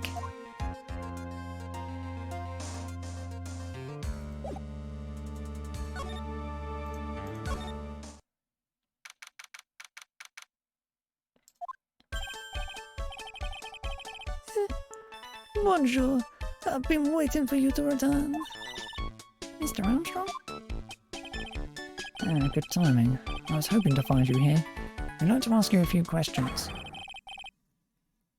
Well, he hasn't got anything to say to yous, fellas. It's sitting up. Who you calling Zinop? Come out from under the table already, Maya. Okay, hand it over. What? Yous want to play games with me? I don't recommend that. The medical papers, now. Uh-oh, I think he wants Viola Cadaverini's papers back. You mean this? The $1 million medical papers? Miss Cadaverini trusted you. That's why she said that she helped you. Forget about it. That girl's dumber than an eggplant. Yous want to know what's sad? I'll tell yous what's sad, and it ain't only her face. She thinks she's got power because she's Bruto's little girl. Now that's sad. I can't let you have these papers. Tomorrow in court, I'm going to expose what you did to get the $1 million you used to pay this off. Oh, you crazy or something? I don't care if you want to give it to me or not. There's 2 of us here. You got that? 2.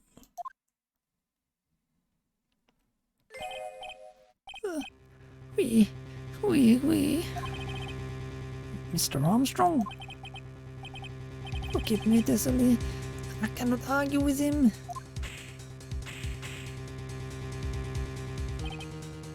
Ugh, that really hurt. Is that all you's got? I'll be taking those papers now. Armstrong, get that lighter. Wait. Don't take it too hard, Phoenix Wright. I'm so stupid. I shouldn't have let my guard down. These medical papers were vital evidence. Hold it, pal! Detective Gumshoe! Detective? You think you're gonna stop me, copper? Beat it! Ah! Whoa! Come on, Gumshoe. Keep it together. You guys, get out of here. Leave this guy to me. But Go, pal. Take this. You get hurt. Who's gonna look after Maggie, huh? alright. Thanks, Gumshoe. Wait, Nick. Don't leave me behind.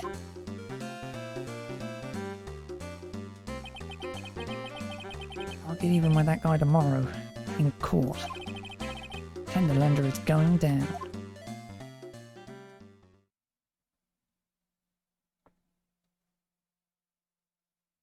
I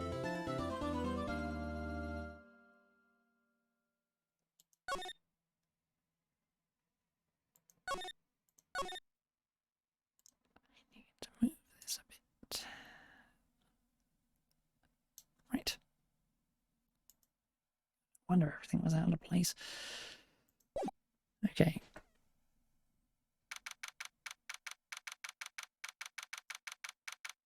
Wrong thing. Crap. Okay. Good morning, Mr. Wright. Good morning, Maggie.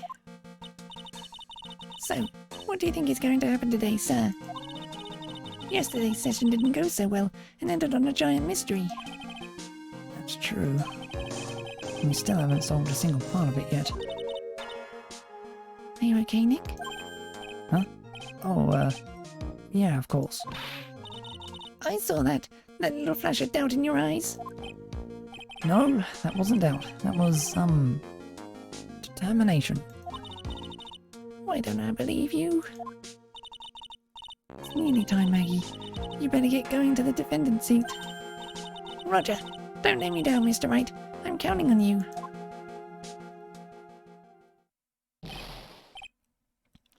Hey, pal. Hey, Detective Gumshoe. Quit stressing Maggie out. She doesn't need that. How do you know she was stressed? was watching through the doorway. Oh, You look like you lost the case already. Show a bit of confidence, will you, pal? Yeah, maybe this'll help. Have you taken up aromatherapy too? Oh, not in a million years, pal. Don't tell me you don't remember this thing. come to think of it, that doesn't look like one of those aromatherapy bottles. This is a small bottle that turned up in Tribulations kitchen a couple of days ago. Whoa, look at all these little bottles. Oh, they're aromatherapy oils. He's got so many they're overflowing onto the floor. Hey, wait a minute. There's one bottle that's different from all the others. Well, what do you know? And it doesn't have a label either. And it doesn't smell. We finally got the analysis results back from the lab. So, what is it? Is it the poison? I'm afraid not, pal. It's medication. Medication? Yeah, for ears. Topical use only, apparently. For ears? You mean, Yeah, it's the medication Glenn Elk was using for his ruptured eardrum.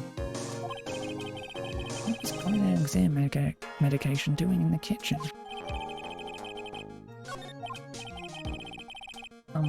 What about the unidentified fingerprints? Anything on that? Someone screwed up, so they only had time to analyse the contents of the bottle. Another hour and they might have gotten something on the prints, but It's going to weaken its impact as a piece of evidence. okay, pal, this is it. Make sure that your defence is impregnable today, got it? Today's trial. I'm going to expose that guy for what he's done. Or my name isn't Phoenix Wright.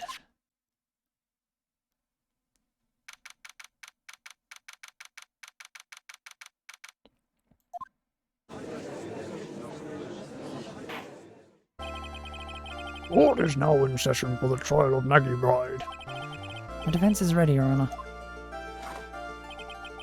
Ready and waiting as always, Your Honor. Very good. Then we'll get underway at once. Yesterday we heard the testimony of Mr. Victor Kudo. He claims to have witnessed the defendant putting a powder into the victim's coffee. However, the witness's testimony was plagued with a number of problems. The mark on the rim of the cup shows that the victim drank from it with his right hand. But according to the old man's testimony, he picked it up with his left. Thank you, Mr. Godot. Furthermore, according to the witness's accounts, the victim was listening to the radio with an earpiece in his left ear. Yet, the victim's left eardrum was ruptured, which made him effectively deaf in that ear. It's amazing how many contradictions a single case can have, huh, Nick?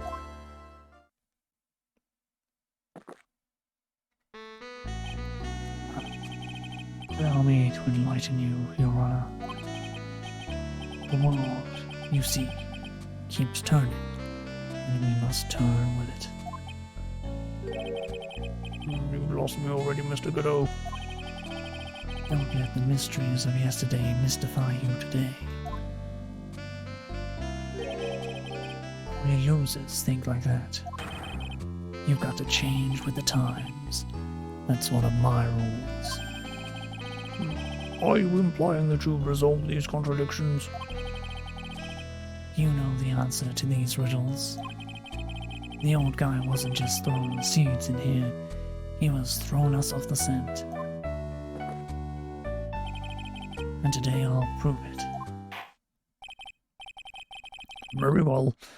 Let the first witness take the stand.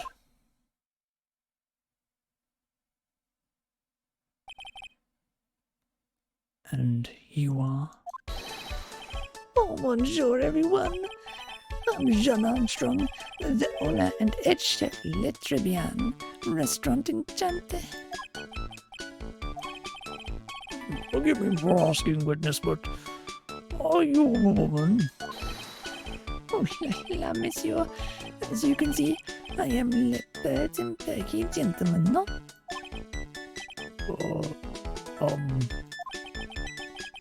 On the day of the incident, you were in Tribulations' kitchen. Isn't that right? With you, monsieur.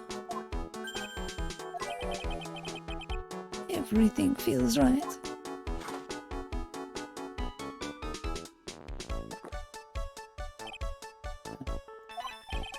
Wow, he's totally unfazed.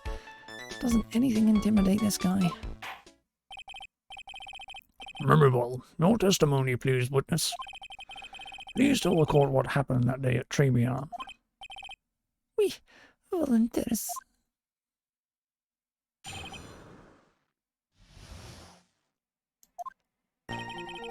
When it all happened, there were just 2 customers in my restaurant. I remember I was experimenting with some new art decor that day. Like having a large mirror between the tables, for example. Perhaps that is what the old man was looking at. The cap, the earpiece, and the glasses. He would have seen them everything in reverse, no?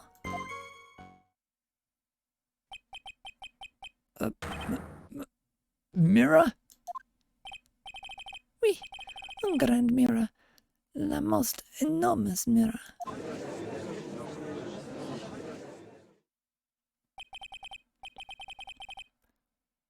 And suddenly, the mystery disappears. Like I said, the wheel keeps turning, so roll with it.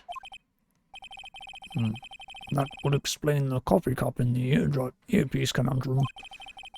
The mirror would have made everything appear back to front. What the heck? It's way too early in the morning for this to be happening to me. Now then, Mr. Wright, you may begin your cross-examination.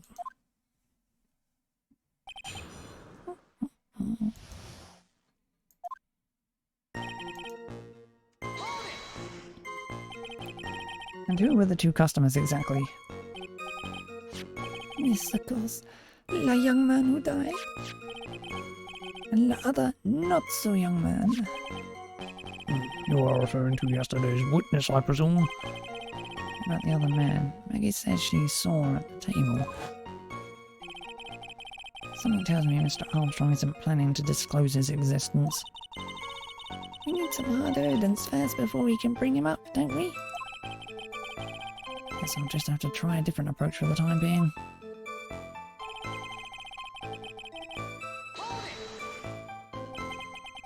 You were experimenting with Art Deco? How come I never heard about that before today? You are not familiar with his language of interior design, monsieur. Please stay on topic. Now why didn't you tell the court about this before?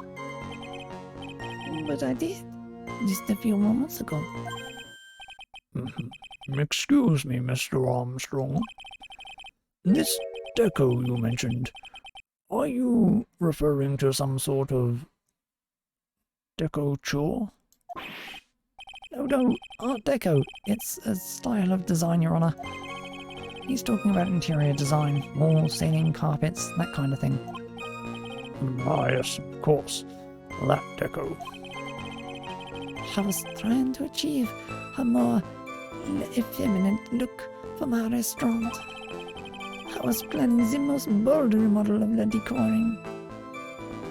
Remodeling of the decor. Blech.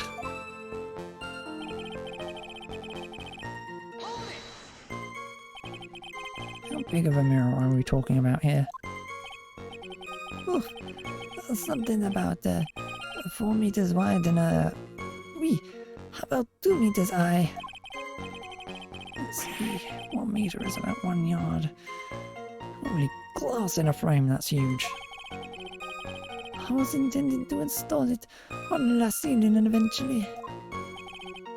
The ceiling? Was there a mirror on the ceiling? I don't remember. Yes, no, but I decided not to go through with it in the end. What should I do? Should I ask him more about the mirror or not? Nah. He couldn't lie about such a huge object like that. Must have been there in the restaurant somewhere.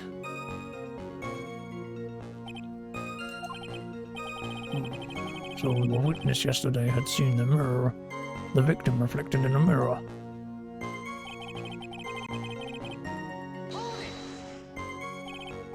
Normally, I'd expect people to know the difference between a reflection and a real object. Normally. How does normality come into this? That's lame, Wright. Even for you. Huh? Are you trying to say that if something isn't normal, it's impossible? Is that it? Where does that leave the porky-headed lawyer and the top-knotted chick over there? And the ungodly cool guy with the mask over here? Well, Wright. Not the hair. I do not have a top knot. Mr. Godot is correct. Lack of normality is no basis for discounting an argument. Bien, logic has won the day.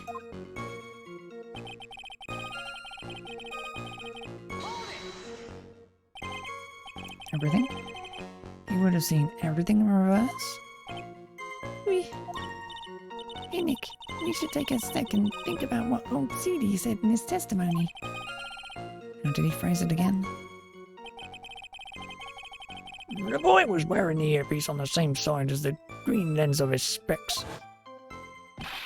No question. You can lock me up if I'm wrong. It was his left ear without a doubt. And then he used the same hand to pick up the cup. His left hand. He saw everything he described reflected in the mirror. And everything he said he saw on the left was actually on the right, huh? That clears up all the problems with his testimony, I guess. Or does it? It's kind of hard to believe everything's the fault of a mirror, but...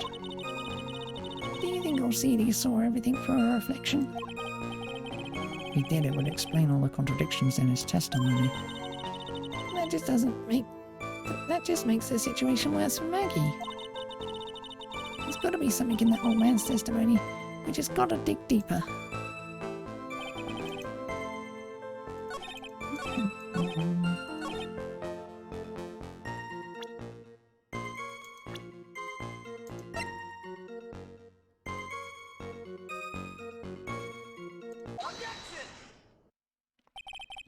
The coffee cup, the earpiece, and the HMD. Let's think back over Mr. Kudo's testimony for a second, shall we? The boy was wearing the earpiece on the same side as the green lens of his specs. No question. You can lock me up if I'm wrong. It was his left ear without a doubt. So, to summarise, we were told both the HMD and the earpiece were on the victim's left side. Now, if Mr. Kudo saw all that as a reflection in a mirror, it means both the HMD and the earpiece were actually on the victim's right side. Exactement. You see, monsieur, now that you think about it, it is not so hard, no? Unfortunately, that's where we run into a monumental contradiction with the facts. If Mr. Kudo really did see everything in a mirror, why is it that the HMD is now on the wrong side of his head? Order, order! Mr. Wright is correct. If the witness generally observed the victim reflected in the mirror, then we would expect the victim's eyepiece to have been over his right eye.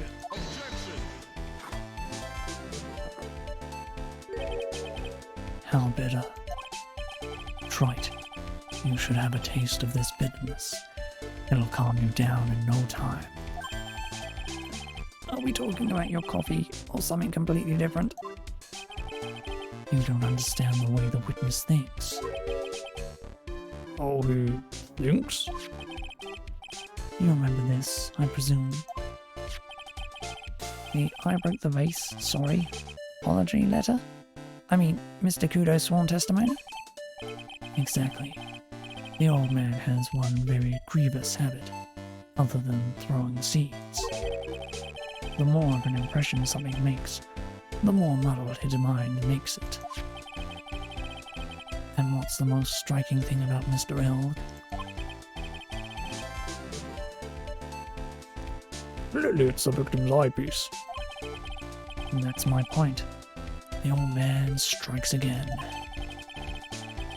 Mr. Elk's HMD made a big impression on the old man.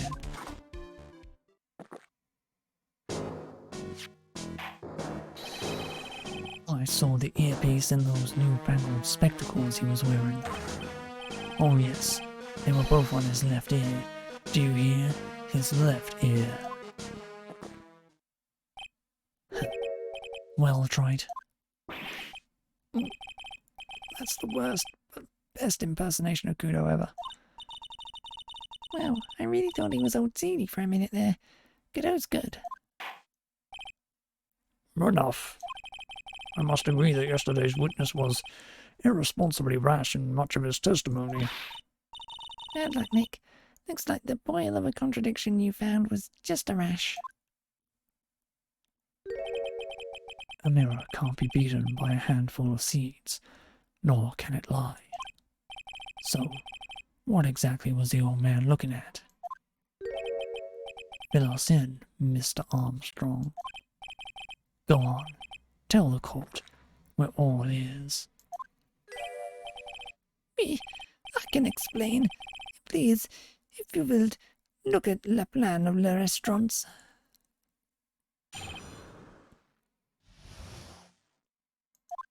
The laws. Does everyone sit in comfortably? La mirror. It was in the middle of the restaurant, dividing the two in half. The two halves.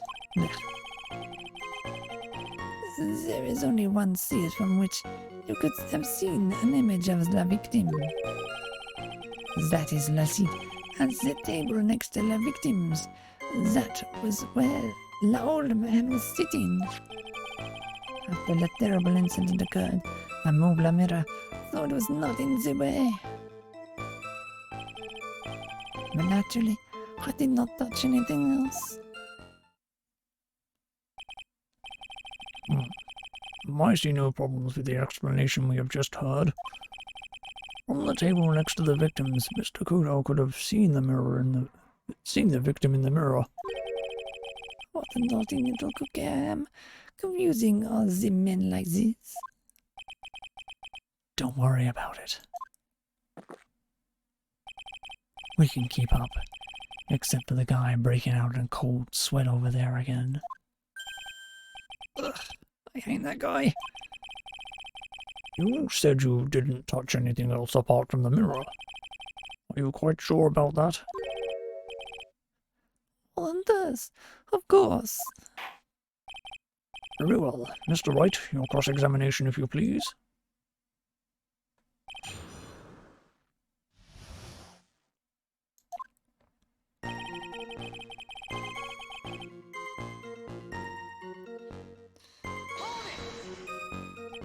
So, run this by me again. The mirror was here, correct? We. We? Really? Because I know if I were you, I wouldn't have put a mirror there. It would be in the way. Look who's talking, Trite. Huh? You're obstructing my view, among other things. But this is my seat in the courtroom. Tribulations' charm is that it gives you the impression you're the only customer. Temporarily placing a mirror in that spot would hardly be in the way. Unlike you, Trite. I tell you, monsieur, la mirror was there, in the middle of the restaurant.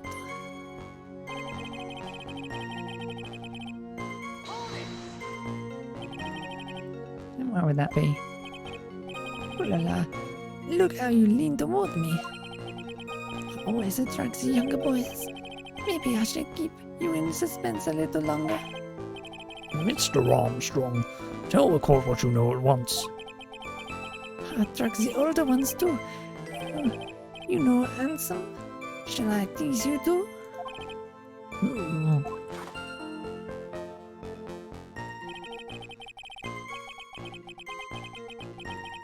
I'm already seeing a very hot summer, so I'm afraid you'll be waiting for a long time. I bet she has a mocha cream skin and a cappuccino perfume. Bien, I will tell you, that was only one seat from which you could have seen.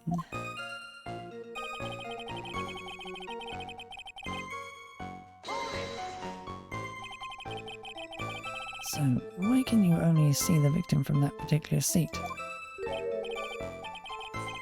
Yes, monsieur. It is obvious, no? If you look at the plans, you will understand. The victim would have been reflected in the mirror like so. If you were sitting at the table next to him, you would have seen everything, no? So that's the seat old Seedy was sitting in on that day, when the poisoning happened. This old man was sitting at the table next to the victim. Why does that seem kind of odd?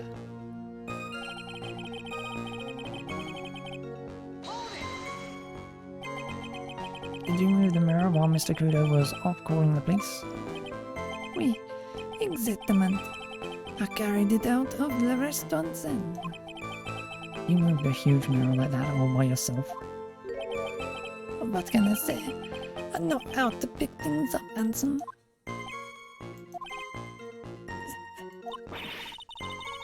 Kudo actually laughed at something. Well, given the witness's physique, I suppose it is possible. Did you move anything else on the crime scene, Mr. Armstrong? I look like the obliging type, no?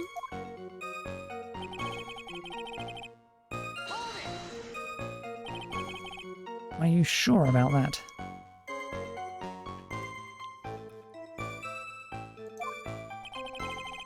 I touch nothing except the mirror.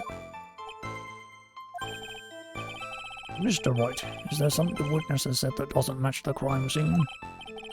Yeah, there is. I just can't put my finger on what exactly. Suffering from a case of heartburn, Wright. Oh, I have this thing from that. An oil with a golden mirrorment Frankenstein. Frankincense. There. Add a few drops to your coffee. Voila. Enjoy. Focus, Phoenix, breathe. I need to ignore these two and just find some evidence. It's pretty strange though, isn't it? I mean, nobody mentioned anything about a really large mirror. You think someone would have, but Maggie didn't, and neither did old Seedy. And the only logical explanation is that there was no mirror inside Trebian that day. Now I've just got to prove it somehow.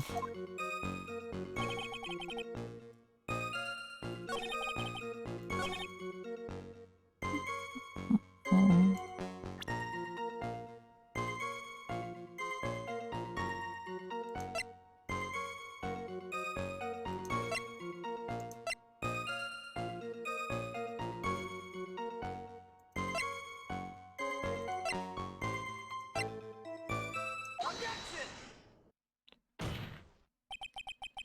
This piece of evidence contradicts with the testimony we've heard, Your Honor. The crime photo? Yes, this photo clearly shows something that theoretically should not exist. What on earth do you mean by that, Mr. Wright? Should not exist? Huh. Sounds like you're describing yourself, Tride. Now then, the defense would please clarify its statement. What is this something that should not exist in this photo?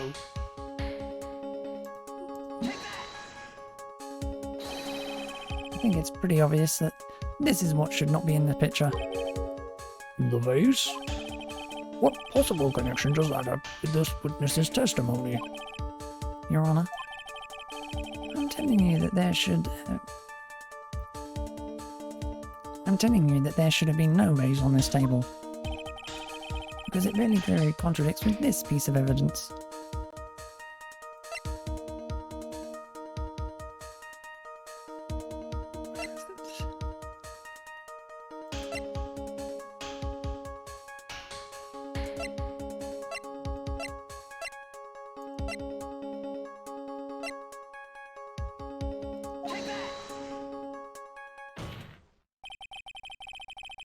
There is one thing that was clearly demonstrated by yesterday's testimony.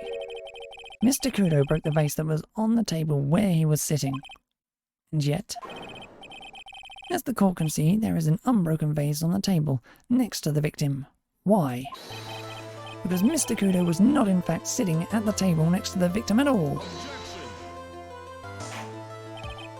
Don't be an idiot, Wright. That's impossible. That seems the only one who could have seen the victim's reflection from. Exactly. There is only one conclusion we can draw from this contradiction. There was no mirror in Tribulations that day. Your testimony, Mr. Armstrong, is an elaborate lie. Mon Dieu! Don't try to confuse the court, Wright. Obviously the witness cleaned up the vase, while the police were taking their time getting to the crime scene. Unfortunately, Mr. Godot, that doesn't quite work for me. Mr. Armstrong already testified to the court in his own words. I did not touch anything else except the mirror.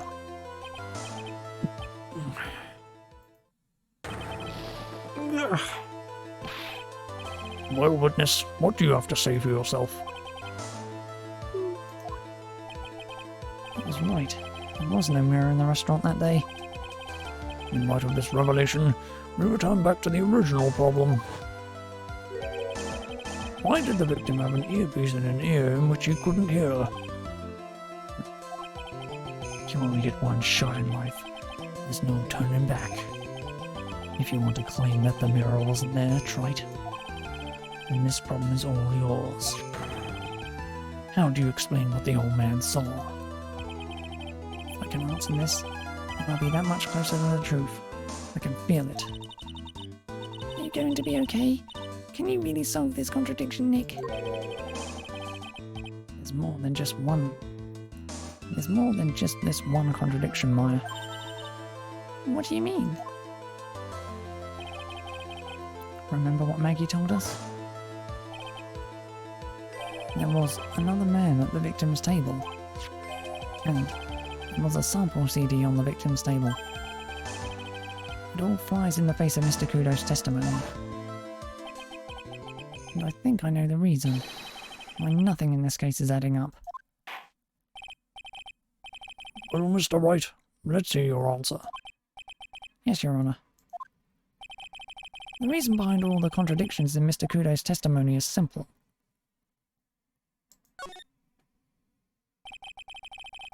This case is riddled with contradictions. Yet there is one very simple answer that clears them all up. And what is that? The incident Mr. Kudo witnessed and the incident the victim experienced were two completely different events. What? Yes, the victim that Mr. Kudo saw wasn't Mr. Glenn Elk at all. It was an imposter, a phony pretending to be Mr. Elk. Obviously, unlike the victim, there was nothing wrong with the imposter's left eardrum. That's how he ended up wearing the earpiece in his left ear by mistake.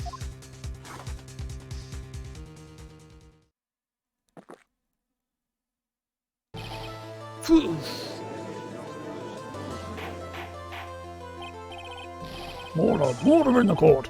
Settle down or I'll clear the courtroom. Quiet, Gramps. Why don't you clear out of here, huh? What did you say? Right. Are you saying that what Mr. Kudo saw was a setup? Yes. Someone pretended to be Glenn Elk and acted out the whole coffee poisoning. All for the express purpose of creating a witness out of one Mr. Victor Kudo. Get real, Wright. Why would anyone want to do that? Isn't it obvious? The thing Mr. Kudo was most insistent about in his testimony was, the serving girl brought him a Javachino, but she put something in it. That's the serving girl, right there in the defendant's chair. I remember her well. It's so hard to believe, but...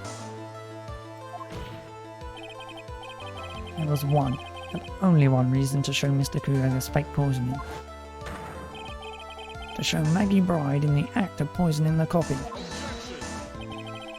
Are you insinuating that the waitress is the old man? That the waitress in the old man's story was a fake as well? It's true that there were no other customers in the restaurant at the time, but it's also true that the chef was there. He would have noticed what was happening. That's right. Well, witness, if your restaurant really was the scene of such theatrics, you would have known about it, correct? Oh la la. This is most difficult for me. No, it's quite simple. All you have to do is testify. You are under oath after all. Was there in fact a phony at Tribulations that day? The defense demands that Mr. Armstrong tells the whole truth about what happened. The defense's request for additional testimony is accepted. You will accurately explain in detail the events in the restaurant that day. Oh, oui.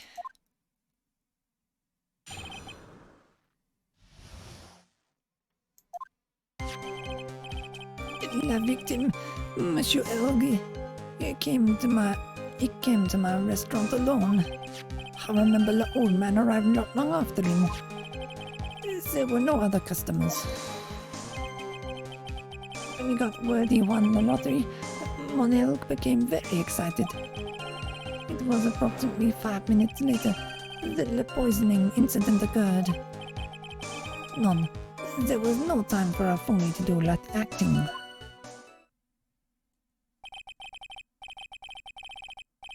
Just so we're clear, there was no mirror in the restaurant after all. The first time the pardon. Forgive me, Your Honor.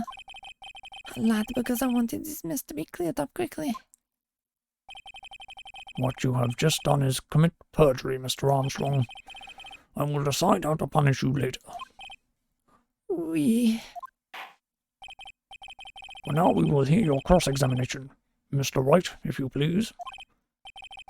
He took that perjury charge a bit too well.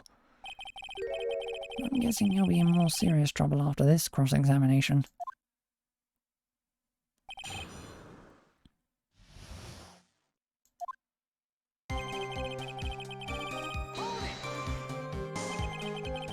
Was he alone at his table as well? Yes, oui. I saw him from the kitchen. Yet the defendant, Miss Pride, remembers it differently. She swears there was another man at the victim's table.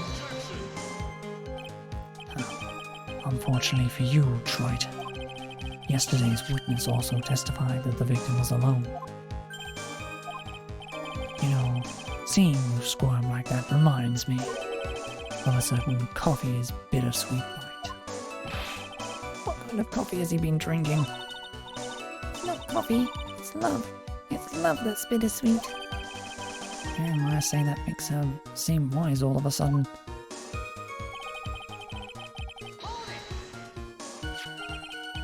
By old man, you mean Victor Kudo, correct?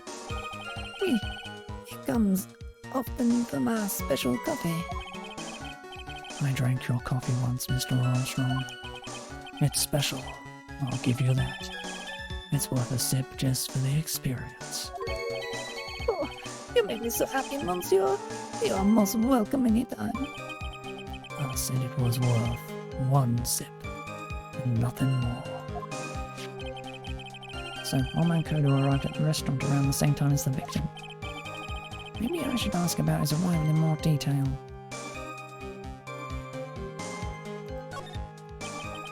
Out of curiosity, about what time was it when Mr. Kudo arrived? Oh no, I cannot remember, monsieur. I believe we were told by a witness yesterday. The crime was reported at 2:25 p.m. by a kind of scary old man, sir. Does that perhaps jog your memory, witness? The incident happened around 20 minutes after he arrived. So the victim must have arrived between 2 p.m. and 10 p.m., no? Just after 2, huh? Thank you for your help in jogging my memory, monsieur. You are wonderful. Well, I can't sit here all the time and do nothing now, can I? The time of day will be added to the witness's testimony.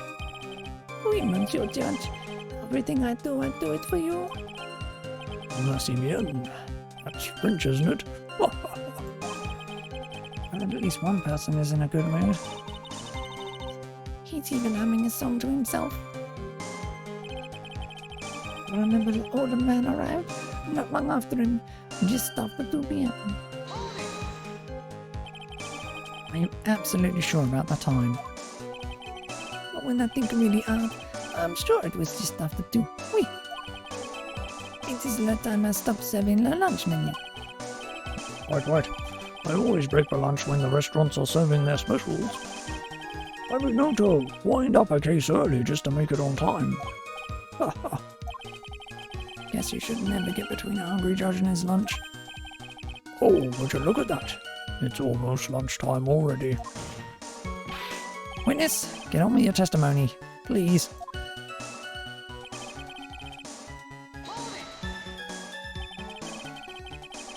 So your only customers were Mr. Kudo and the victim.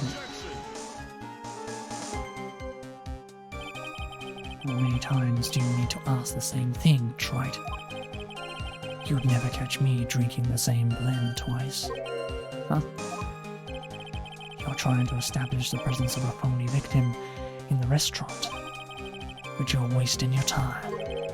You can't grind birdseed to make coffee, if you catch my drift. There's a hole in his testimony somewhere, I'm sure of it.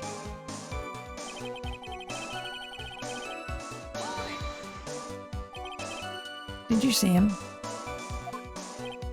No, I was in the kitchen, but I heard him. I remember him shouting, yes, $500,000. Presumably the defendant heard that too then, correct? Nuggy? He looked like a poor little frightened dog. And what about Mr. Kudo? The old man choked on some birdseed that got stuck in his throat. Seems we now have yet another incident on our hands.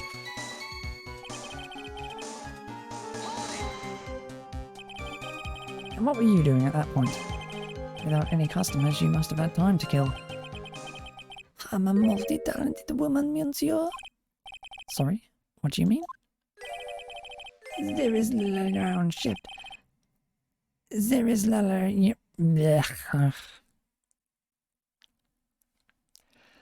There is Lara now chef Jean Armstrong and lethargic fluid Clarice Armstrong. Clarice? Oui, I was writing a poem, an angry tale of a chef in $500,000 of debt, cooking for a man who won $500,000 on the lottery. It is called Pourquoi. It means why. Perhaps I could recite it for la court. Please don't.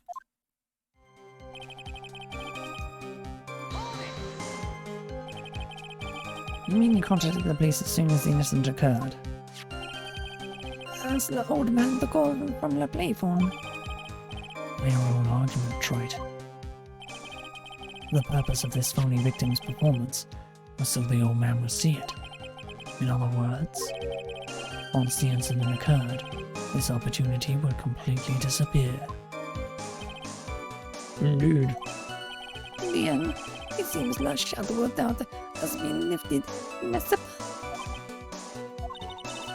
Guess Mr. Armstrong is connected to this case, huh? Absolutely. Someone was impersonating Mr. Elg, and I refuse to believe he was oblivious. He was there the whole time, after all. But if you're right, wouldn't Maggie have noticed too? She fell unconscious when the incident occurred, remember? You mean that's when the phony staged his act? I'll know for sure once I find a hole in his testimony.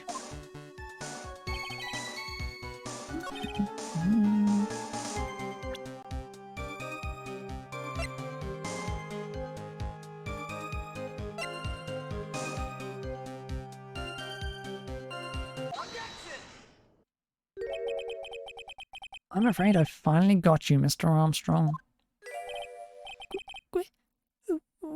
What do you mean? At the time in question, the victim was listening to the radio with his earpiece. The show he was listening to was Millionaire Radio. Each week, they announced the winning numbers of the $500,000 lottery ticket. That must be the show Manel was listening to. I can't see any problem with this testimony, Mr. Wright. I wonder. You say the victim arrived at your restaurant after 2 p.m., correct? Oui, I'm sure of it. I remember it perfectly now. I knew it was that time because I had just finished serving the lunch menu. Get to the point, Wright, if you have one. That show is broadcast live at 1:30 p.m. and it claims to be the most thrilling 10 minutes of your life. It's on the air at 1:30. And supposedly the victim made some noise when it was announced that he had won. And yet, I don't believe his cry of joy could have occurred after 2 p.m. because the show had already finished more than 30 minutes earlier by that point in time. No. This victim we've been told about has done nothing but the impossible. Listening to the radio with his ruptured eardrum, catching a show that was already over. There is only one conclusion you can draw from these facts. This victim was an imposter, acting out the poisoning 30 minutes after the real murder. Yes, there were 2 Glen Elgs in Tribulations that day. The real Glen Elg now dead, having been poisoned by the real killer. And the phony Glen Elg acting out the events for Mr. Kudo to witness.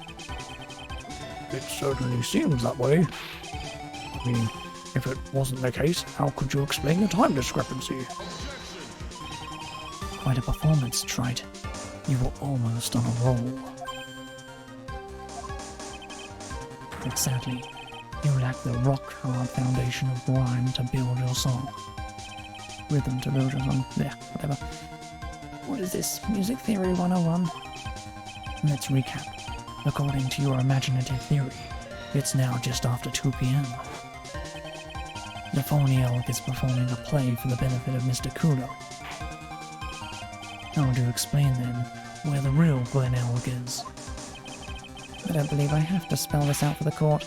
However, at that time, the real Glen Elg was already dead. That's certainly the obvious conclusion. Thank you, Wright. That's exactly what I was hoping you would say. What? Now, I presume you can prove this theory of yours. Can you explain where the missing corpse went to? Missing corpse? According to the old man's testimony, there was only one other customer there. If that customer was the phony Glen Elg, then where did the killer hide the body of the real victim? The prosecution has a valid point, Mr. Wright. If your theory is to stand up to examination by the court, you must provide us with proof by answering the prosecution's question. Where did the killer hide the body? Yes, Your Honor.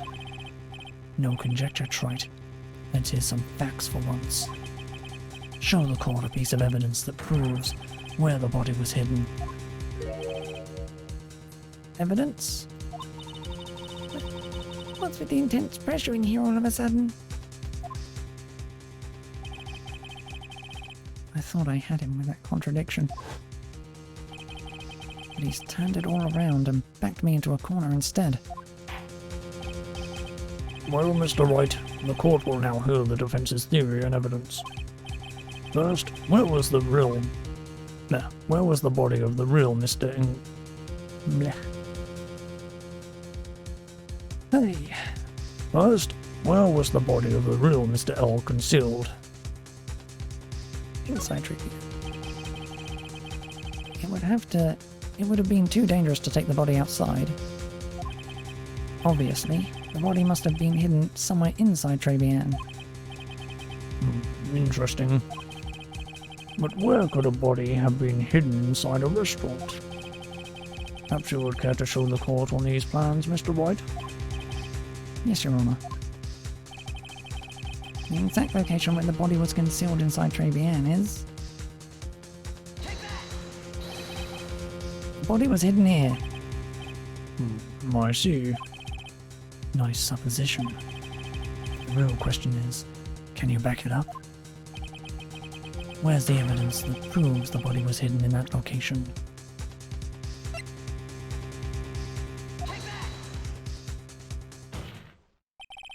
Mr. Armstrong, do you recognize this bottle? No. I've never seen the ugly bottle before in my life. I only use the very best bottles, monsieur. Just quality only for me. The highest quality only for me.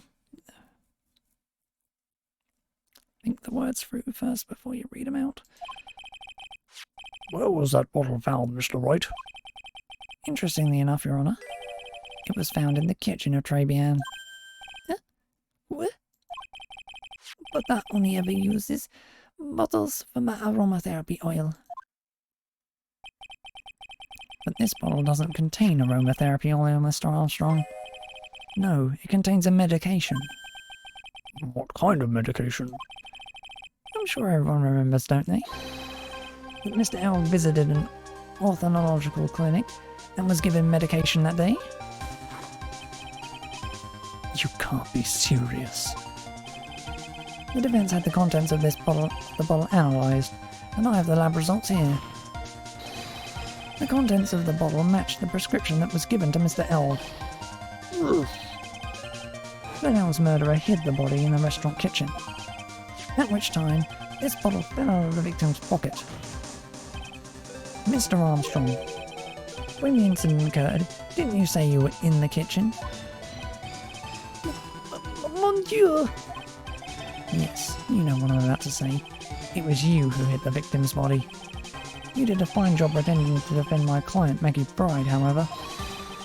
You were setting her up to take the fall behind the poor girl's back. Non!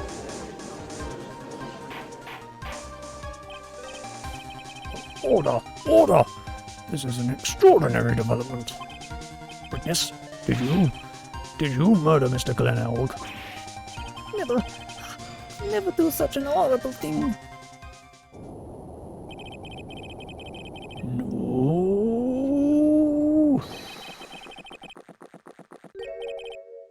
Mr. Godot?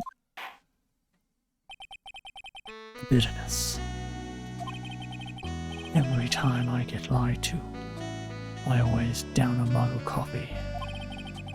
That's one of my rules. Do you have the slightest idea how many cups you've had by now? Then I like to do the same to the person who lied to me. I like to take them down with an empty cup. Listen up, chef.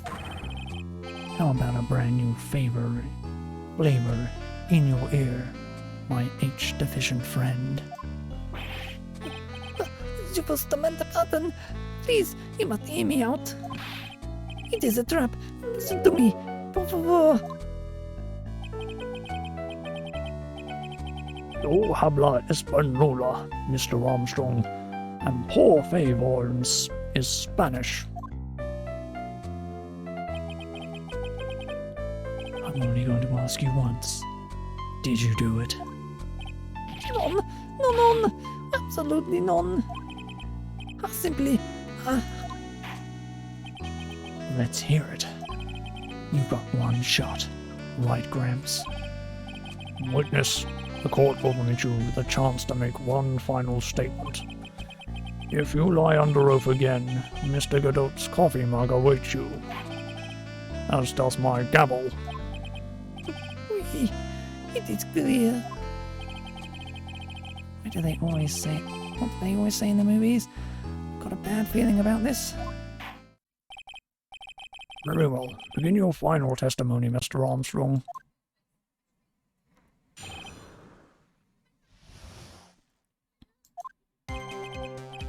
It is true. I hid the body in the kitchen. A man forced me to do it, I had no choice. I had to go along with him because there was a reason why I could not refuse. But I did not kill him. I swear it. You must believe me. You were forced? By who? I cannot say, or I will be erased. Let's try a different question then.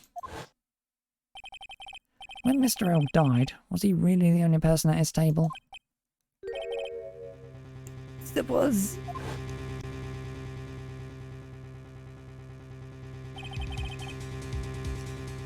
There was another man.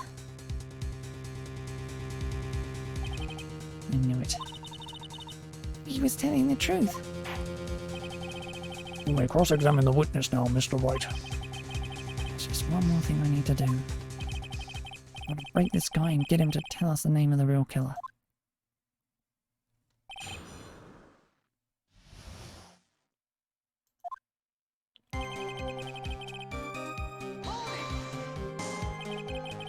Did you carry the body by yourself?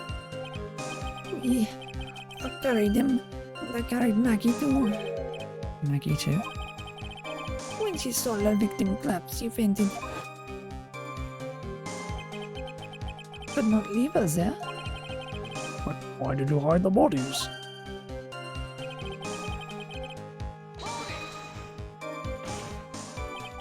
What man? Who was he? No, I cannot say. I fear for my life. He's really scared. I just had to put the words in his mouth, Nick. Yeah, you're right. If he won't tell me, I'll tell him. But why would you go along with this man?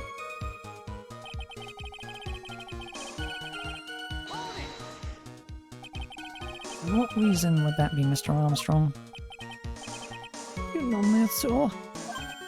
Yes? Surely you cannot expect a young maiden to talk about such an embarrassment. Maiden? You're a bit too old to get away with that. And a bit too male. Can't finish the cross-examination without establishing his reason, so I'll just have to prove it with evidence.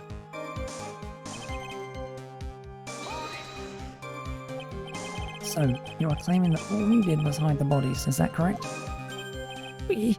That's right. In order to believe you, Mr. Armstrong, you must tell the court everything.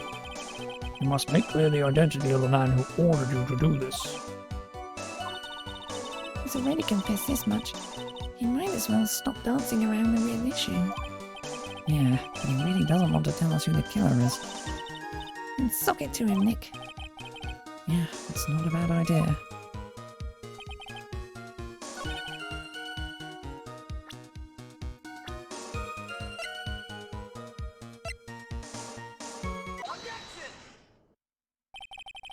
Let's end this dance and ring around the roses, Mr. Armstrong. This is the man you've been referring to. Who is that? I feel like I've seen him somewhere before. I don't know, maybe a month ago in this very courtroom. This man is Figaro Tigre. He's the manager of a loan office called Tender Lender. There's no point trying to hide the truth anymore, Mr. Armstrong. I know you couldn't go against Mr. Tigre, at least not while he had this on you.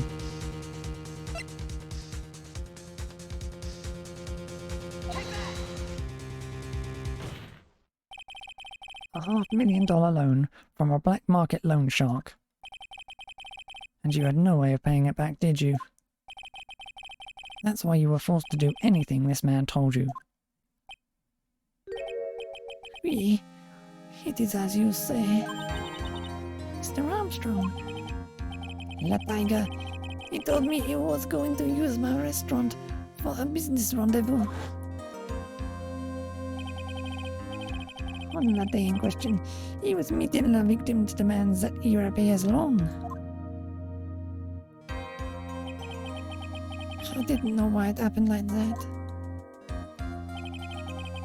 I just did what he told me to do. I had no choice. I carried the body and the inconsequent Maggie out of the dining area and into the kitchen. After that, I just had to forget what I had seen. I think we can now safely say that the man who forced your hand was Mr. Furio Tigre.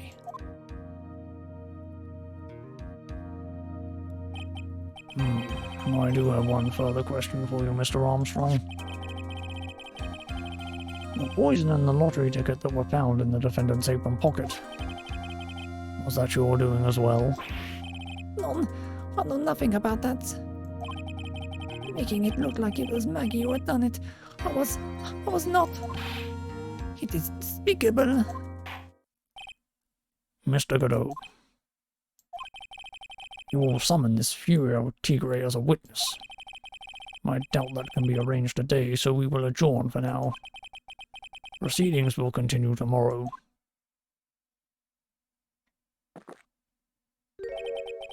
"30 minutes. What? The trial will go on. I'll see to it myself. I need half an hour to get that guy on the stand. Not a minute more. How the... Don't sit back and relax yet, Wright. No one knows if that chef is really telling the truth or not. This trial could still go either way. Very well. Your request is granted, Mr. Godot. You will resume once Mr. Tigre is ready to take the stand. Until then, court is adjourned for a 30-minute recess.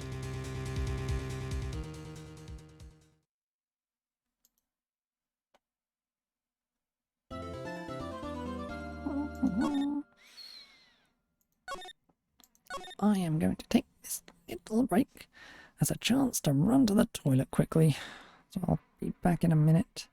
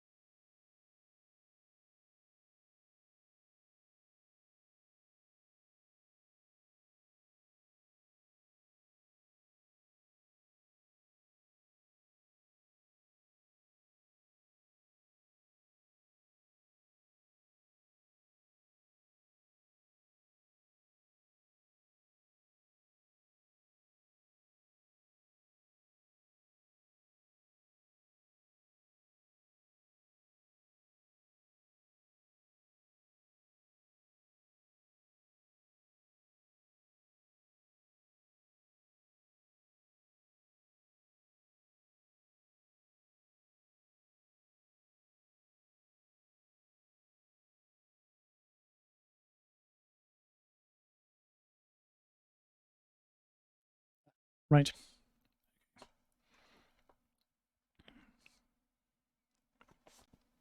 Ugh. Biscuit down my throat as well. I...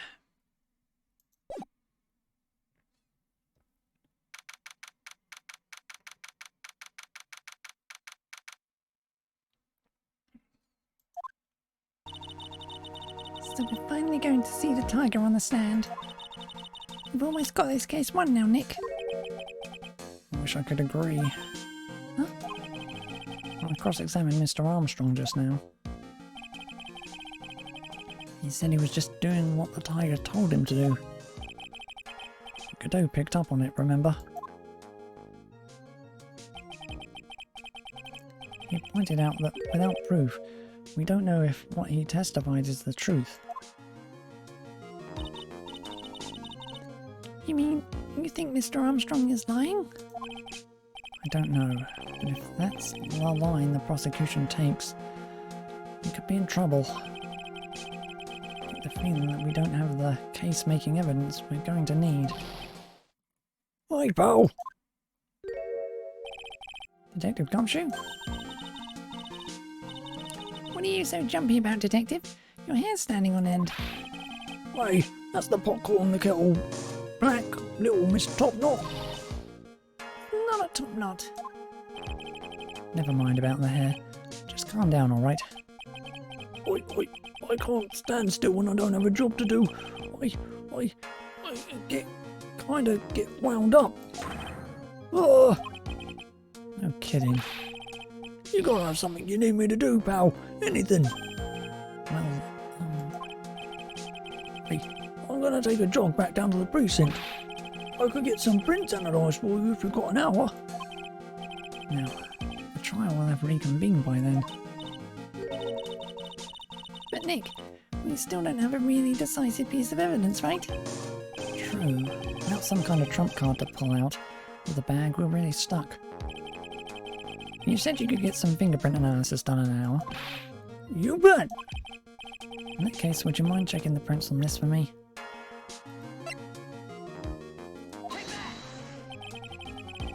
I'm going back to the station anyway. Could you find out whose prints are on this? Oh, hey, that's the small bottle I gave back to you this morning, right? Yeah, I think it's time we solved the last mystery of who the prints on it belong to. Sure thing, pal. Actually, that's been gnawing at me too.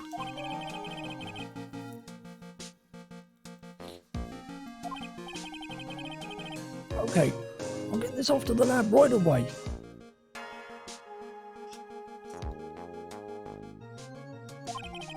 Just make sure you don't lose the case before I get back. This is pretty much the final showdown, I guess. It's time to separate the phonies from the real guys.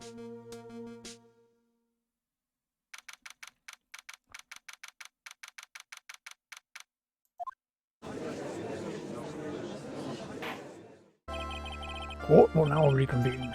Mr. Godot, did you find this Furio Tigre? I even tamed him for you. It was a 3-cup job. No problem. Tamed him? The guy's name may be Furio Tigre, but come on. He's pretty lively. Be careful. He still bites. Very well. Issue Mr. Tigre to the stand.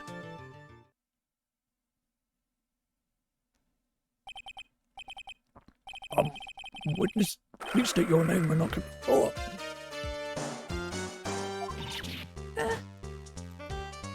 Don't hide under the table, Maya. Unless there is one for me down there too. would you like...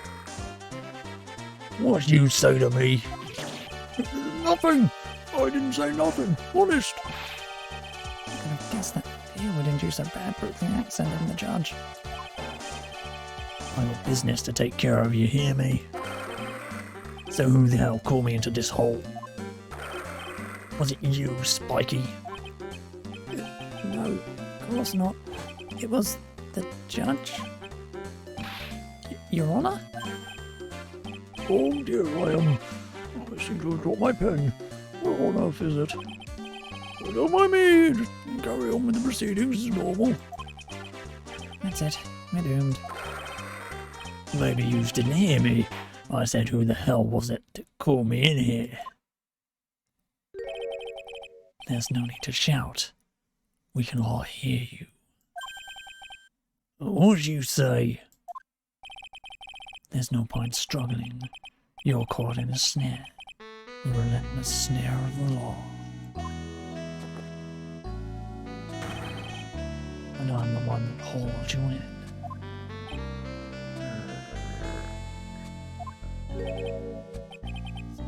Too cool.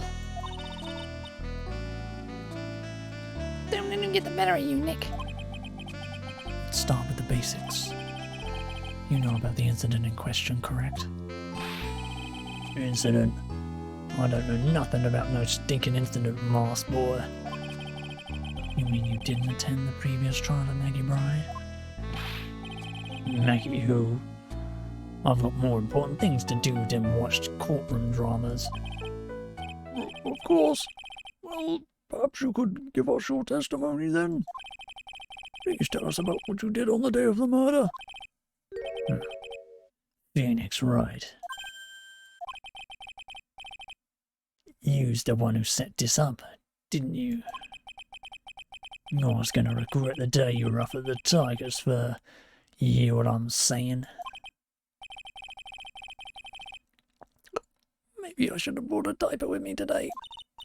Getting ripped, Nick.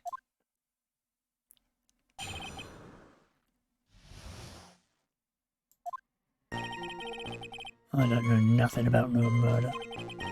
I was tied up with business in December last year. Spent all my time in the office. I got whales lined up to borrow cash from tender lender every single day. Just want to check my alibi? Just ask me later.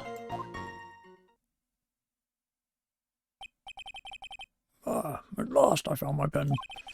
Very well then, Mr. Wright, your cross-examination. What is it?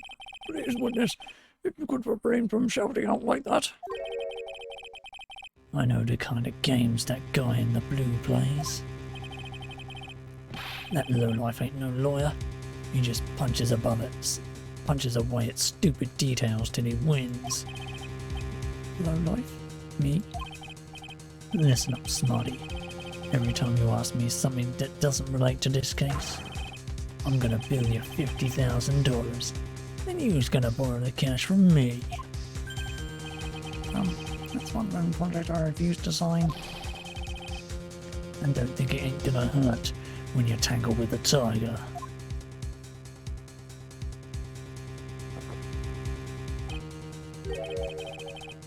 Look at spectator spot. Just a minute. It's really not. This witness is, how can I put it, a hungry tiger roaming the urban jungle.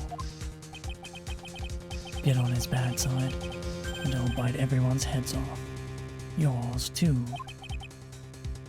Very well. I have no choice but to impose a penalty system here. You's better be listening.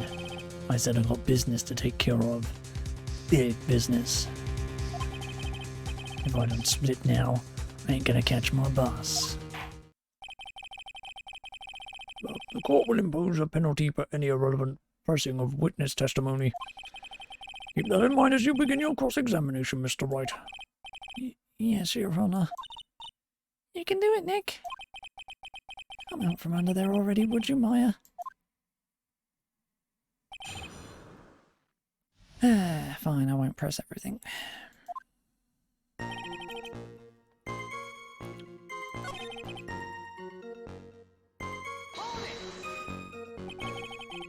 Are you sure about that? We're talking about 1 month ago, you know. You see these teeth?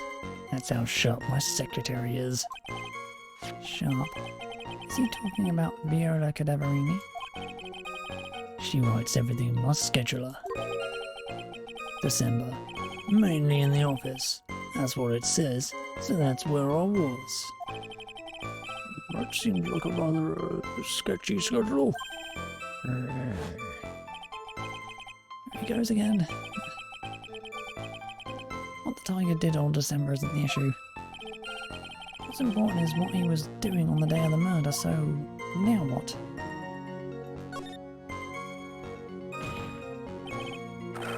Mr. Tigre. What do you want? If you wouldn't mind going into a bit more detail? This is a dead end, Wright. And you know it. Remember the rules. No, it's essential that we establish the witness's alibi accurately. I agree. The victim was killed on December 3rd. Were you in the office that day too? Maybe you ain't listening. Of course I was. I never set foot outside. I had meetings all day with a bunch of cats wanting to do business with me. I ain't never seen that young kid before. I do believe the witness's last statement was important. Mr. Godot, if you could please. Mr. Tigre, the court asks you to add that last statement to your testimony. No, I'll beat you. Be a man, Your Honor, and ask him yourself. The day he's talking about, I was in the office too. I never seen that kid before.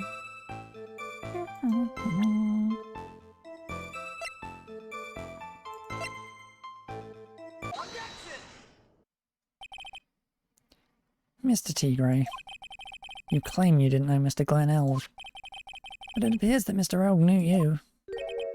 What? Mr. Elg left this little note on his calendar. Meet with the tiger, and the date, December 3rd. December 3rd? That's the day of the murder. So, Mr. Tigre, I submit that you did indeed know Mr. Glen Elg, because on the very day of the incident, you met with him.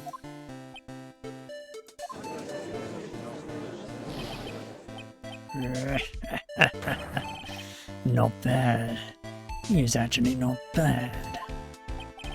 Sorry? I was just messing with you just to see how good you were. Did you hear that, Nick? He said you're not bad. That's one compliment I can do without. I see he's lying through his teeth. Witness, please remember that you're under oath. Lies will not be tolerated. You's calling me a liar. Is that what you're doing? Oh! So, you're saying that your claim to have never seen that kid before is the truth?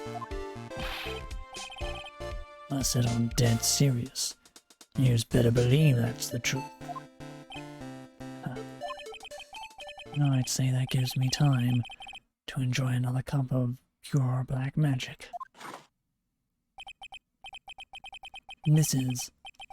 That is, while you testify for the court again, Mr. Tigre. Oh yes, would you mind indulging the court, witness? You actually met the victim. That's got to be a lie right there. Stop I nailed this guy.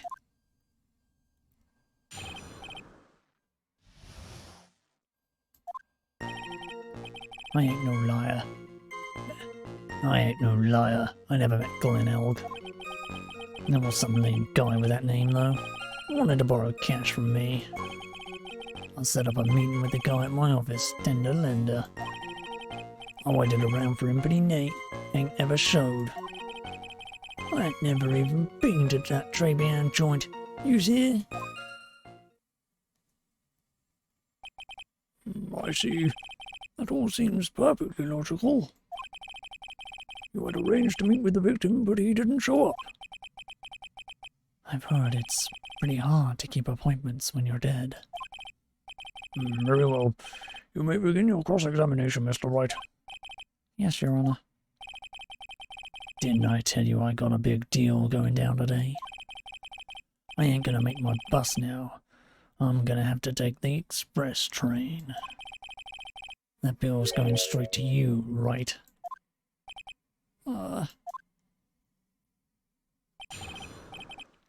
Never mind. I'll just go straight for the ending. I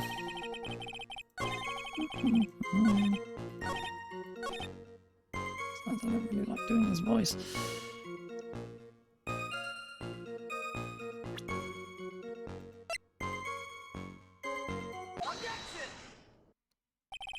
Mr. Tigre, is there something you'd like to tell the court about these matches? Matches? What you's talking about? We found them in your office at Tender Lender. They're from that restaurant. Have you really never been to Tribulations before? What was a book of the restaurant's matches doing on your desk? You've been snooping around in my stuff now too, wise guy. What are you, my ball and chain? Ain't no broad to controlling me.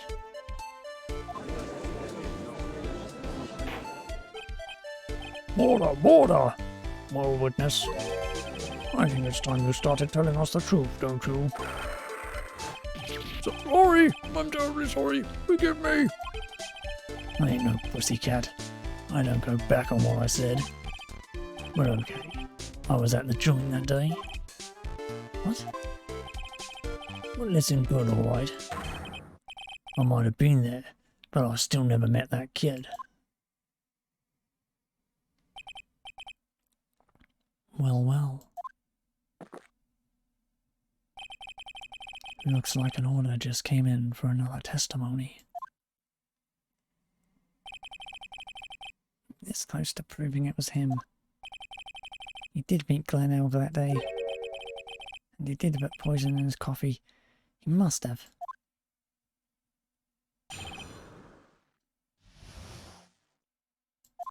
I was supposed to meet with the kid At the restaurant that afternoon. When I opened the door to the joint, I saw one ugly scene. The guy was laid out over the table, stiff as concrete. I figured if the place wasn't hot already, it was going to be, so I split. I heard the cops' sirens on my way out, and I went straight back to my office.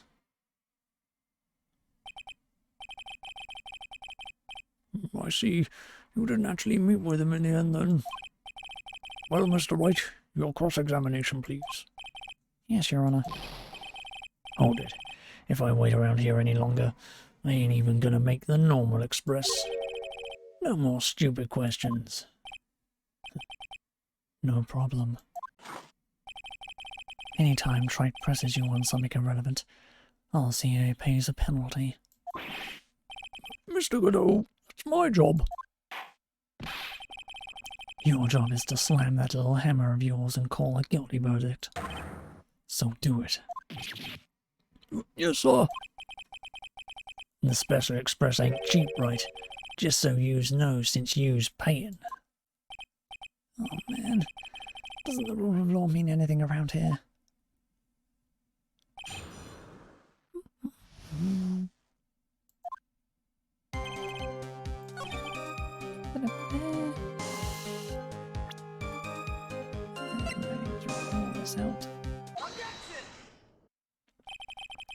You're something of a loan collecting pro, aren't you, Mr. Tigray?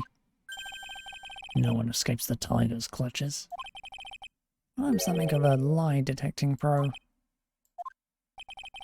And no one escapes the Phoenix's clutches. I think it's time we got something straight. What's that, Trite? A new line of irrelevant questioning? These are the floor plans of the crime scene. You say you were standing at the entrance, Mr. Tigray. From there, your field of vision would have covered an area something like this. Indeed, the witness would have had a clear view of the victim's seat. Isn't that what I just said? I saw the back of the kid's head.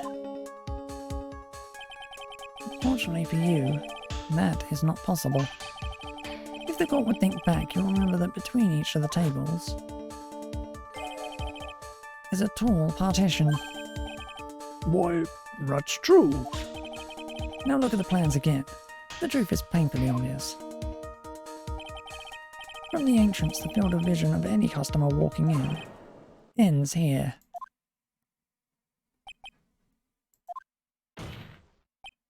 So, from the entrance of Tribulations, you couldn't have seen the victim's seat.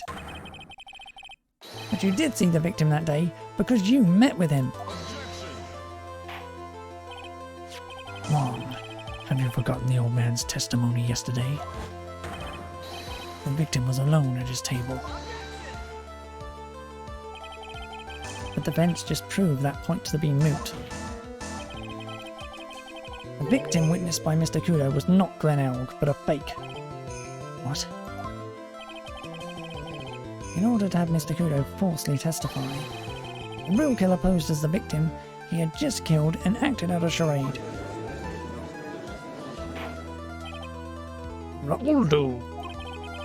This trial has gone on long enough without the obvious questions being answered. Who exactly was this real killer who impersonated the victim? You say the killer murdered Glenn Elg, and then impersonated his victim in a performance for Victor Kudo. In that case, Mr. Wright, reveal the identity of this criminal to the court.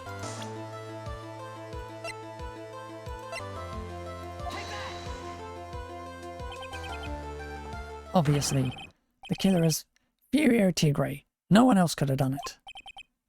What? Well, witness. Now that's cute. You think you can pin this on the tiger? Maybe you don't understand. The tiger is king of the jungle. So I dare you to say it again. Come on, you got the guts.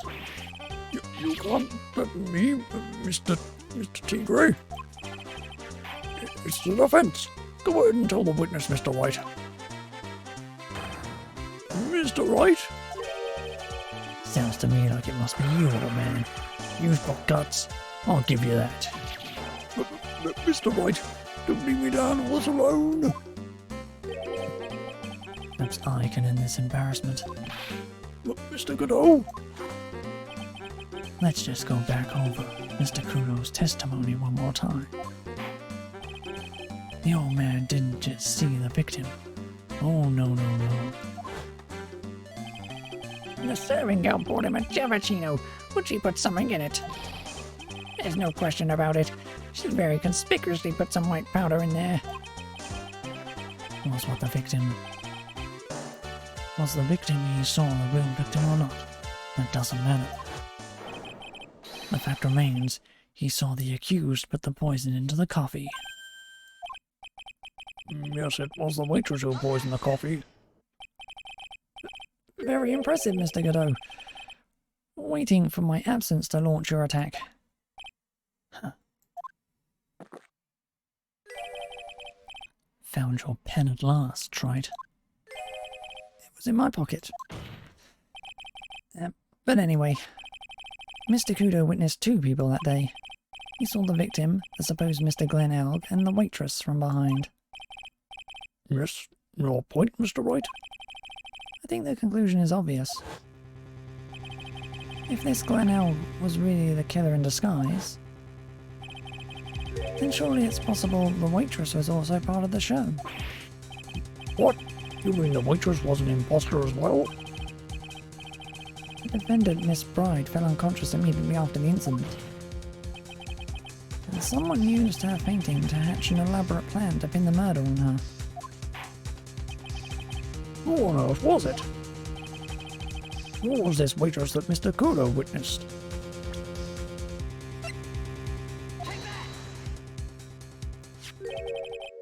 Who is this woman? Her name is Viola Cadaverini. She's an employee of Tenderlander. You's making a big mistake. Do you know who Violetta's grandfather is? You better be going home in an armored truck. You better be going home in an armored truck tonight, if you know what I mean. Stop asking. Stop shaking, Nick. Where was I? Yes. The defendant, Miss Bride, had stated the following.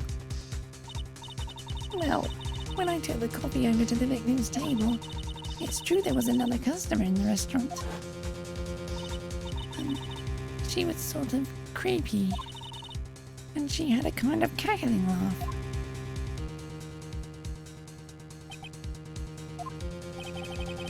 There are just too many contradictions in this case. The second man at the victim's table who nobody but Miss Bride seems to have seen. The earpiece worn by the victim in his left ear when that eardrum was ruptured. And the radio show he was supposedly listening to half an hour after it was over. There's only one logical explanation that clears up all of these contradictions. The whole incident took place twice, one for real and one for show. Once for real and once for show, there. And Mr. Furio Tigre, The only person who could have committed the crime is you.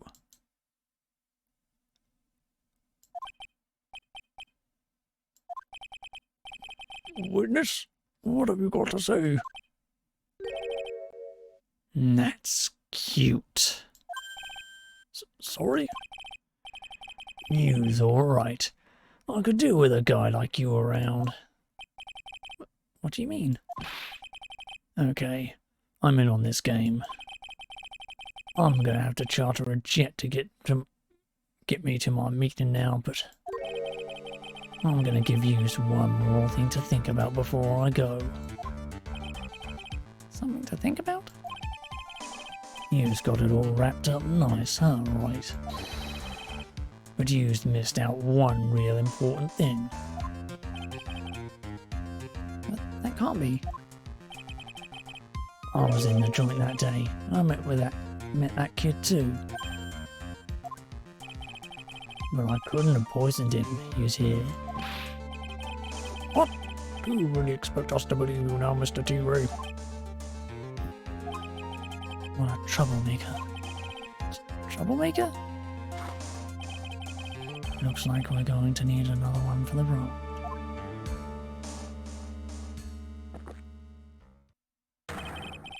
One more steaming cup of hot testimony. Indeed. Witness, you will explain yourself to the court. I will give you one more chance to testify. What happened that day at Tribulations between yourself and the victim?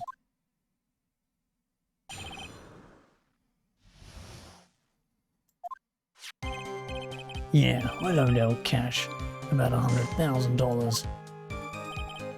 That day we was due to have a little chat. The kid had hit his payback date, see? So anyway, he tells me he's got no way to pay up. I'm about to flatten the guy when he starts screaming. Yes, I won. $500,000. He got lucky, you know. Real lucky. If that waitress hadn't done what she done, everything would have been over.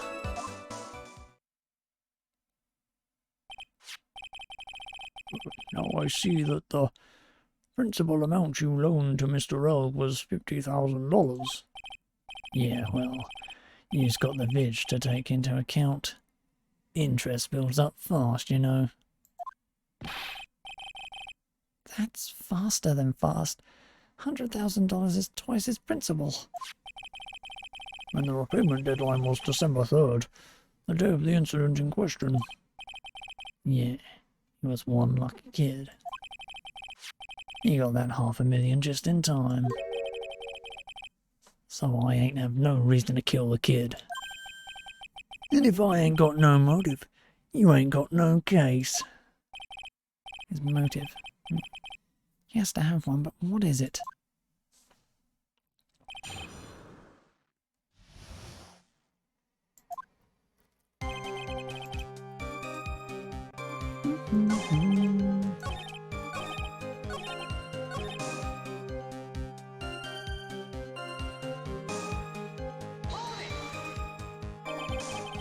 The waitress, you mean? The girl with the glasses in the defendant's chair. Who else could I mean? If she hadn't got in the way, things would have been bada bing, bada boom, over and done with. Maybe I should push a bit on this.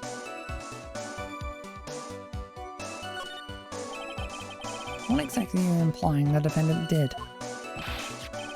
How about you go ask Four Eyes about that $500,000 ticket? She wanted it so bad. She poisoned Elk's coffee. Unlikely theory. Your word hasn't held water lately, Mr. Tigray. Let's not forget this witness was actually at the scene, Wright. The law doesn't exactly agree with some of the deals I send down. I couldn't be there when the cops showed up, so I split. I see. Your Honor, the witness's last few statements are worth a good 2 cups of coffee. I concur, Mr. Godot. You will amend your testimony accordingly, witness. So, that's what you was after, Phoenix, right? Thanks to what she did, my business with that kid was over.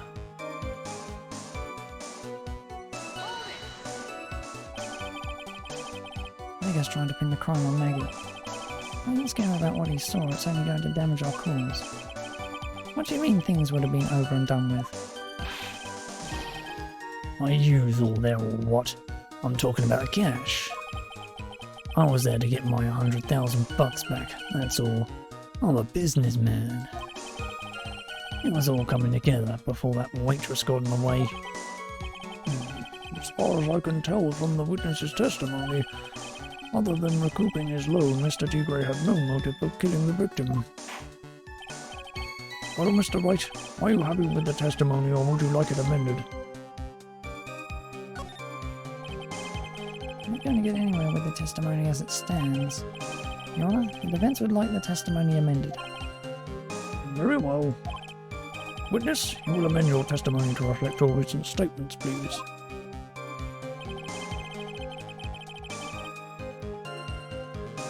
I was after the 100,000. I didn't have no other reason to kill the guy.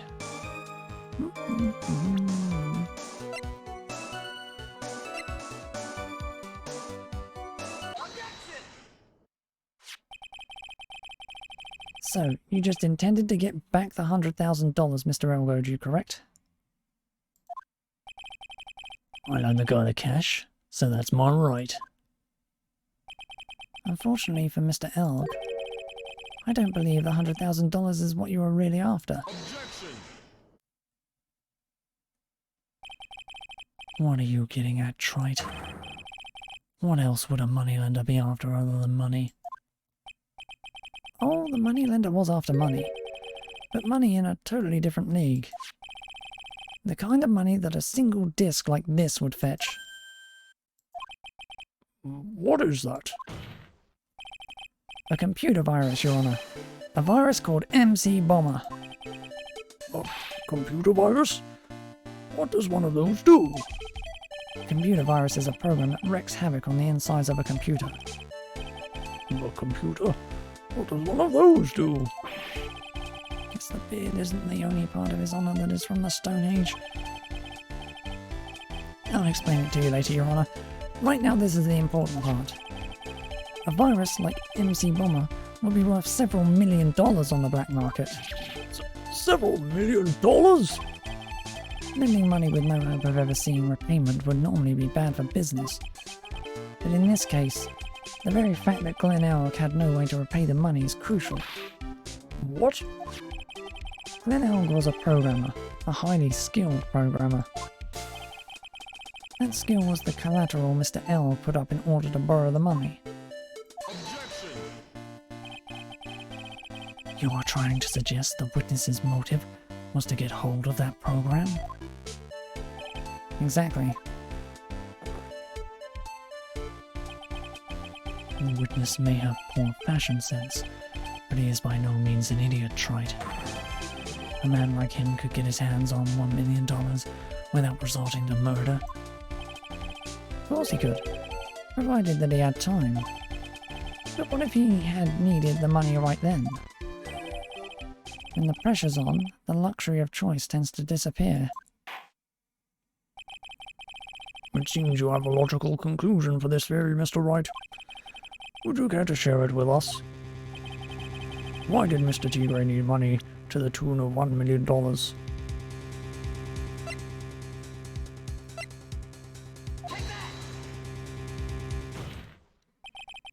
In December of last year, you found yourself in need of a huge amount of money. About 6 months ago, you were involved in a traffic accident, weren't you? An accident involving a car and a scooter, in which a young woman was injured. She was taken to the hospital where she underwent surgery.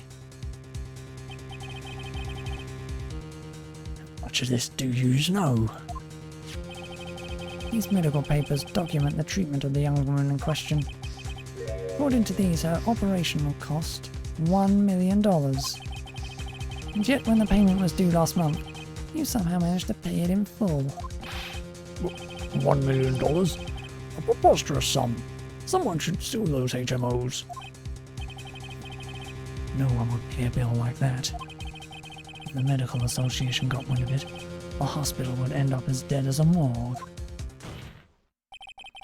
But Mr. Tigre had no choice but to pay, because his very life depended on it.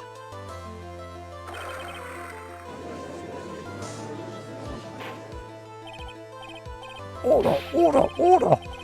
You say his life depended on it, Mr. Wright? Indeed it did, simply because the injured woman was none other than Viola Cadaverini. Did you say Cadaverini? Bruto Cadaverini, mob boss in charge of all underworld activities in the city, and doting grandfather to his precious Violetta, also known as Viola Cadaverini. Your life was in danger unless you paid compensation to the boss, correct? It makes sense. You were desperate to acquire the $1 million Bruto Cadaverini demanded of you. So desperate, in fact, that you decided to sacrifice Glenelg's life to pay your debt.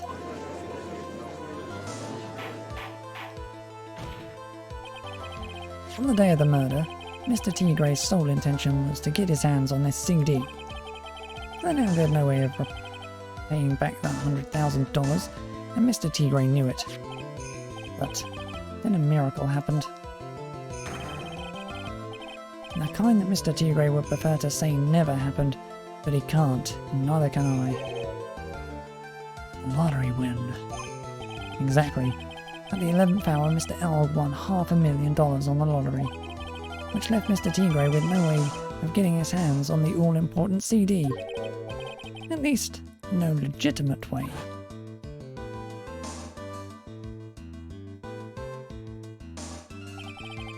So he resorted to illegitimate means.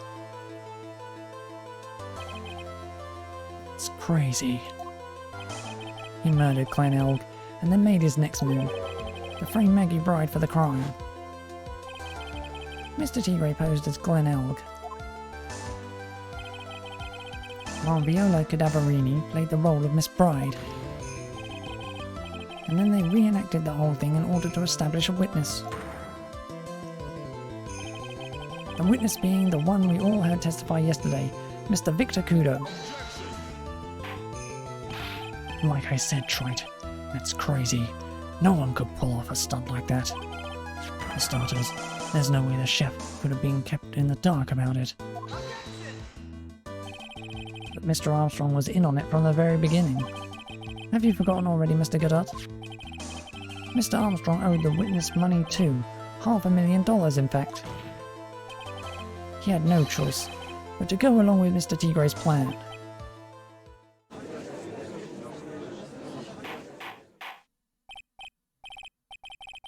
Order! Order! Yous put on a good show, Spiky. If yous want to stay alive in the loan shark business, you gotta be careful. You say I dressed up like that kid, created a witness and framed someone? If I did something crazy like that, I'd leave a trail as bright as my shirt. I ain't dumb enough to do something sloppy like that. I agree. You do? Despite your appearance, you are very careful. That's why you took one more precaution. One more trick to make sure Miss Bride had no way out. What? Another one? Mr. Wright. Interesting. Why don't you fill us all in, Trite? What was the trick you say Mr. Tigre performed to frame the accused?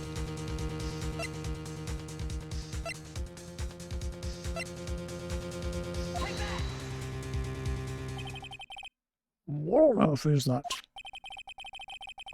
What an insult to think anyone could be fooled by such a childish imitation. Consider yourself insulted, Your Honor. Mr. Tigre, you didn't just pose as the victim on the day in question. A month ago in this very court, you posed as me. What? That's... The truth. What? The witness looks nothing like you, Mr. Wright.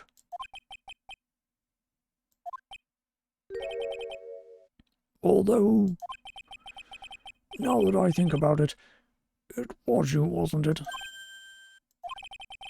No doubt it was you, standing in here this very court a mere month ago. The Phoenix Wright who put up the most disreputable, shabby defense I had ever seen.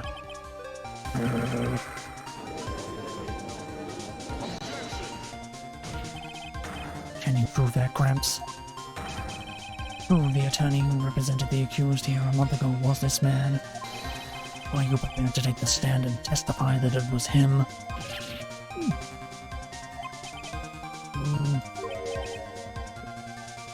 Hey. Forget about it, yeah? I wouldn't do something like that. Not me. You made a mistake, right? It was someone else, huh? Have you no pride, sir?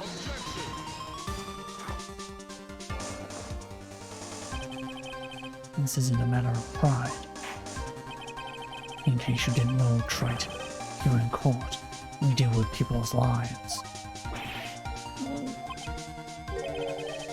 Mr. Godot is right. Your Honor? Speaking for myself, I am absolutely convinced. The attorney in question was the witness standing before me now. However, I preside over this court as the judge, with the vested power to hand down a verdict. Someone in my position cannot be swayed by a memory without evidence to support it. Oh! If the defense has no further evidence, the court will now excuse the witness. The circumstances surrounding Mr. Tigre are dubious for sure, but not conclusive. But you've come so far. You say he impersonated Glen Elg. You say he impersonated you. But none of that adds up to a murder charge. You don't have a shred of evidence that the witness poisoned the victim's coffee.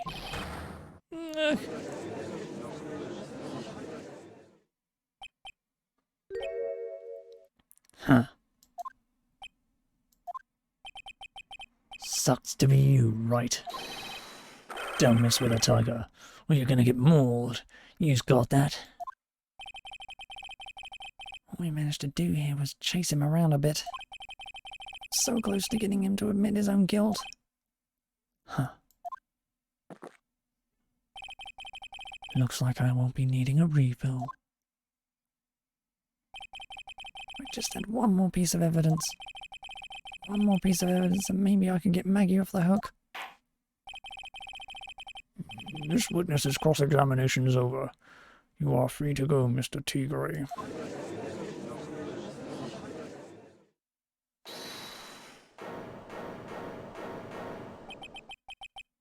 Your Honor, sir.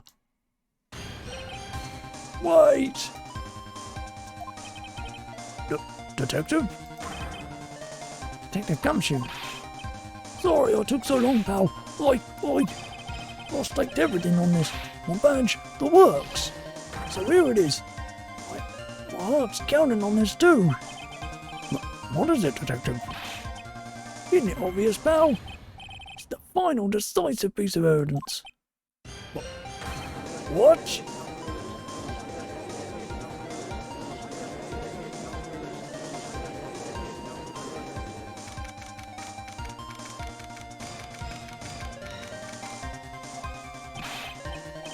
Sorry it took so long, pal. I finally got the results from the lab. Results? Out the prints, pal, from this medicine bottle. So, you know who the prince belonged to now? You think I'm some kind of hack detective? Of course I know. Tell us. They're the tigers, right? I knew it. You bet. There is crystal all over the bottle. They're Furio Tiger's paw prints, all right. That's great. We got him now, Nick. What's wrong with you? You've hardly said a word since Detective Gumshoe got here. You He's laid everything on the line for this, Nick. I know. Look. I'm sorry, this is kind of hard to say, but it really doesn't make any difference whose prints are on that bottle now. What? Why not? What we need to produce at this stage in the trial is irrefutable evidence that the tiger put poison in Glen Elg's coffee. He's already admitted that he met the victim. The fact that his prints are on this bottle, that really doesn't make any difference now. Knew it. Great. No matter how hard I try, I'm never of any use. Don't be so hard on yourself. This was our last chance to help Maggie. And I've been working on some useless piece of evidence the whole time. Oh, it's alright. I'm a real loser. It's not breaking news to me, pal. Detective Gumshoe. Maggie? You've been working on something for me? Sorry I let you down, Maggie. I know you didn't do it. And I'm a detective. We're supposed to be able to prove stuff like that. I'm really sorry. I'll get out of your way now. The Gumshoe, wait! He's gone. Isn't there anything we can do now, Nick? I wish there was. Gumshoe worked so hard to get that evidence. If only there was some way I could use it.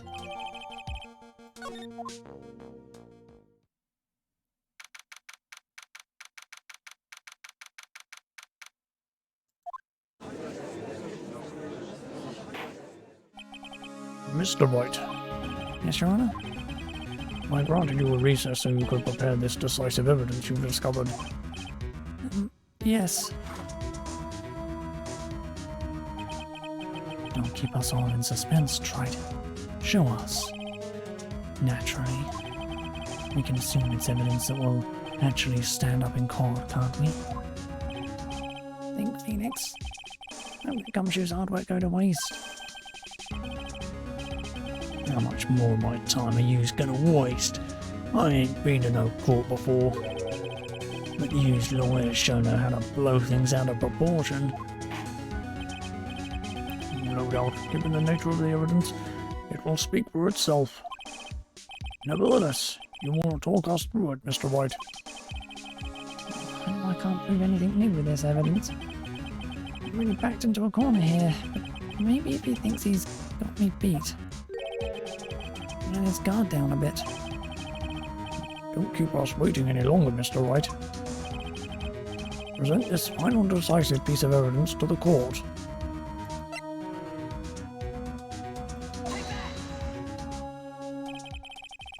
This is the defense's final piece of evidence. Isn't that the victim's? Your Honour? Naturally, the court is already aware of the contents of this bottle. However, interesting new information has come to light. You've clearly identified some fingerprints on it. Fingerprints belonging to you, Mr. Tigray. What? What, Mr. Wright? What conclusions are you hoping to draw from this new information? Everyone in here knows what this bottle contains. Except one man. One person in this courtroom should theoretically be in the dark. My prints are on that handsy looking bottle. Is that what you're saying? Well, what the hell is in it anyway? Phony trail, a phony lawyer, and phony clues. Everything about this case has been phony. Seems like the perfect excuse for some phony evidence. Mr. Tigray, this is the decisive piece of evidence that will prove your guilt. Why? Because it contains... This bottle contains potassium cyanide. Potassium cyanide? The poison used to murder Mr. Elg, Your Honour. The victim's killer used this very bottle And on this bottle, Mr. Tigray, you found your fingerprints. Well, how do you explain that? You'd make a good clown, you know that. What? Yous ain't never gonna get this to stick. Yous just making me laugh now. You think a cheap bluff like that's gonna fool the tiger? A bluff? I can see straight through you, Phoenix Wright. That ain't the bottle with the cyanide in it. No, this is the bottle we found with traces of poison in it. Don't mess with the tiger, or you're gonna get ripped to shreds. The cyanide bottle was brown, and it was made of glass. And that cheap piece of trash don't look nothing like it.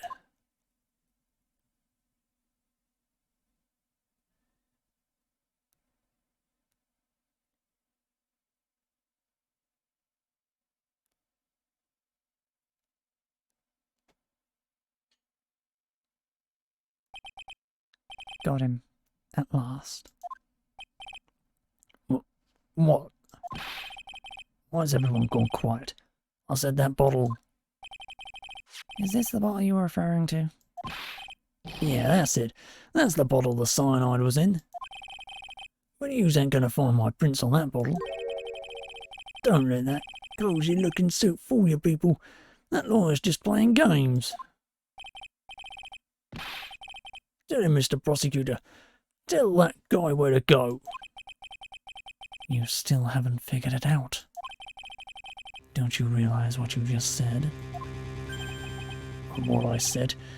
What did I just say? You were summoned to this court for the first time earlier today.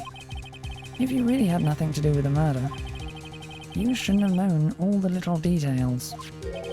For instance, you shouldn't have known what kind of bottle the potassium cyanide was in.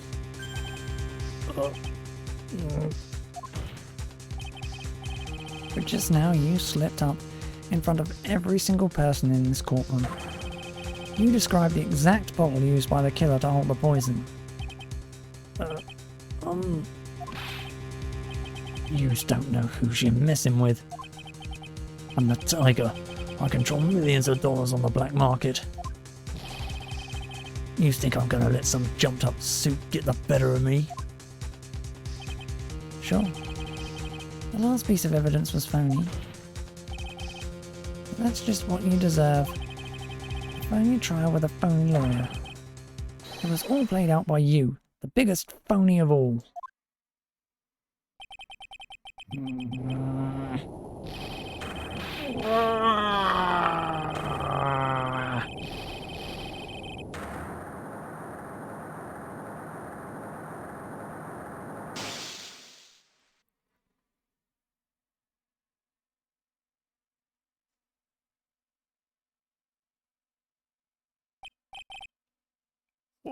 What's going on?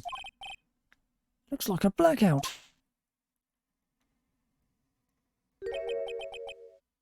Well done, Trite.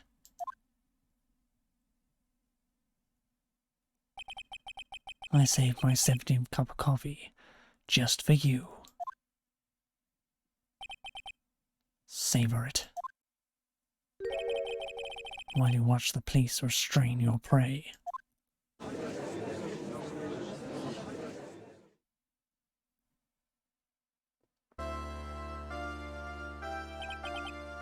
Mr. Wright, you caught a tiger by his toe, but if this one hollers, he won't be let go. Now then, how are things going with Mr. Tigray, Mr. Godot? He is being arrested on suspicion of the murder of Glenelg, Your Honor.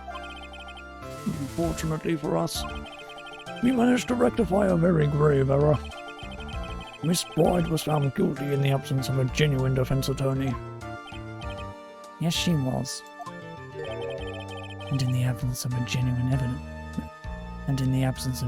evidence. But the tiger made one mistake. Indeed. He very nearly got away with everything if it wasn't for that one slip of the tongue. Furio Tigray is a truly frightening criminal. The truly frightening one is that defense attorney over there. G'day. Well, I am now in a position to deliver my verdict. The court finds the defendant Maggie Bride not guilty.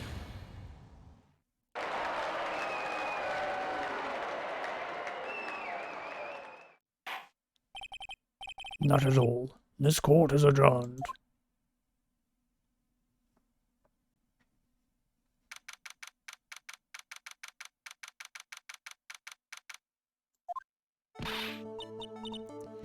Mr. Wright, I'm at a loss for words. Thank you, sir. Congratulations, Maggie. I was so mad when Mr. Wright led me in all that trouble a month ago. But now I feel like I can forgive him. Hey, that wasn't me, Maggie. That was the tiger. Look, Nick, in the doorway. Detective Gumshoe. Oh, guess I'll be heading off then. See you, pal. Wait!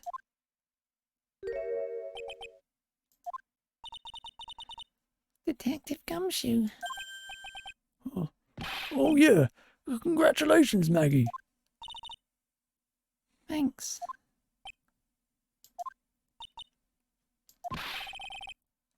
I knew you were innocent all along. Why didn't you say that in your testimony then? Oh, well, I was... Well, guess I'll be headed off then. See you around. Wait up, detective.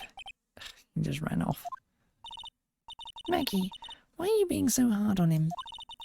He busted his butt for you. It's thanks to him that we got the medication bottle. That wasn't even of any use.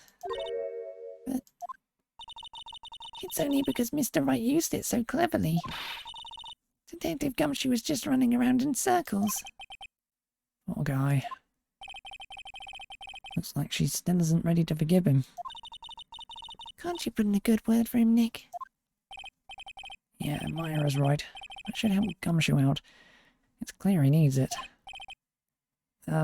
Maggie? You know Detective Gumshoe's been really worried about you through all of this. I wanted to believe that, sir. But on that first day of the trial, he practically gave the judge a free pass to lock me up. He didn't have any choice, Maggie. He's a detective. He has to report the facts. He doubted me. That's why he thought I might have done it. Got to prove to her that Gumshoe really cares about her. I know, I'll give her a little present to celebrate her freedom. Oops, there it was.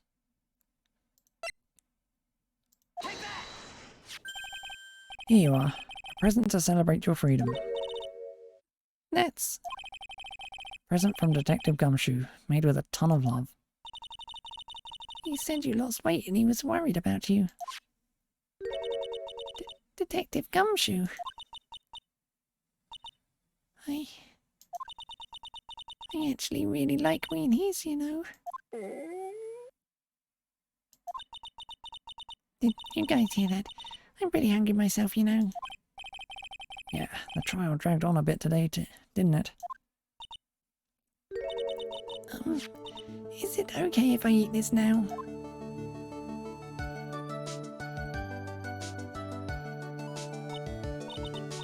So, how is it, Maggie? It's really good.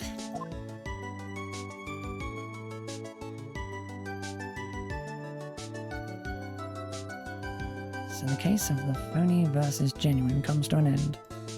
The false allegations surrounding Maggie have all been cleared, and who knows, maybe a whole new chapter of her life is about to start. Is this automatic?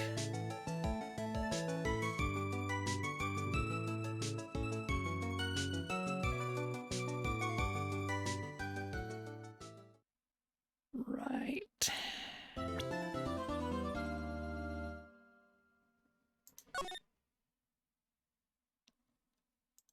That just leaves 2 more cases, which for all intents and purposes are 1.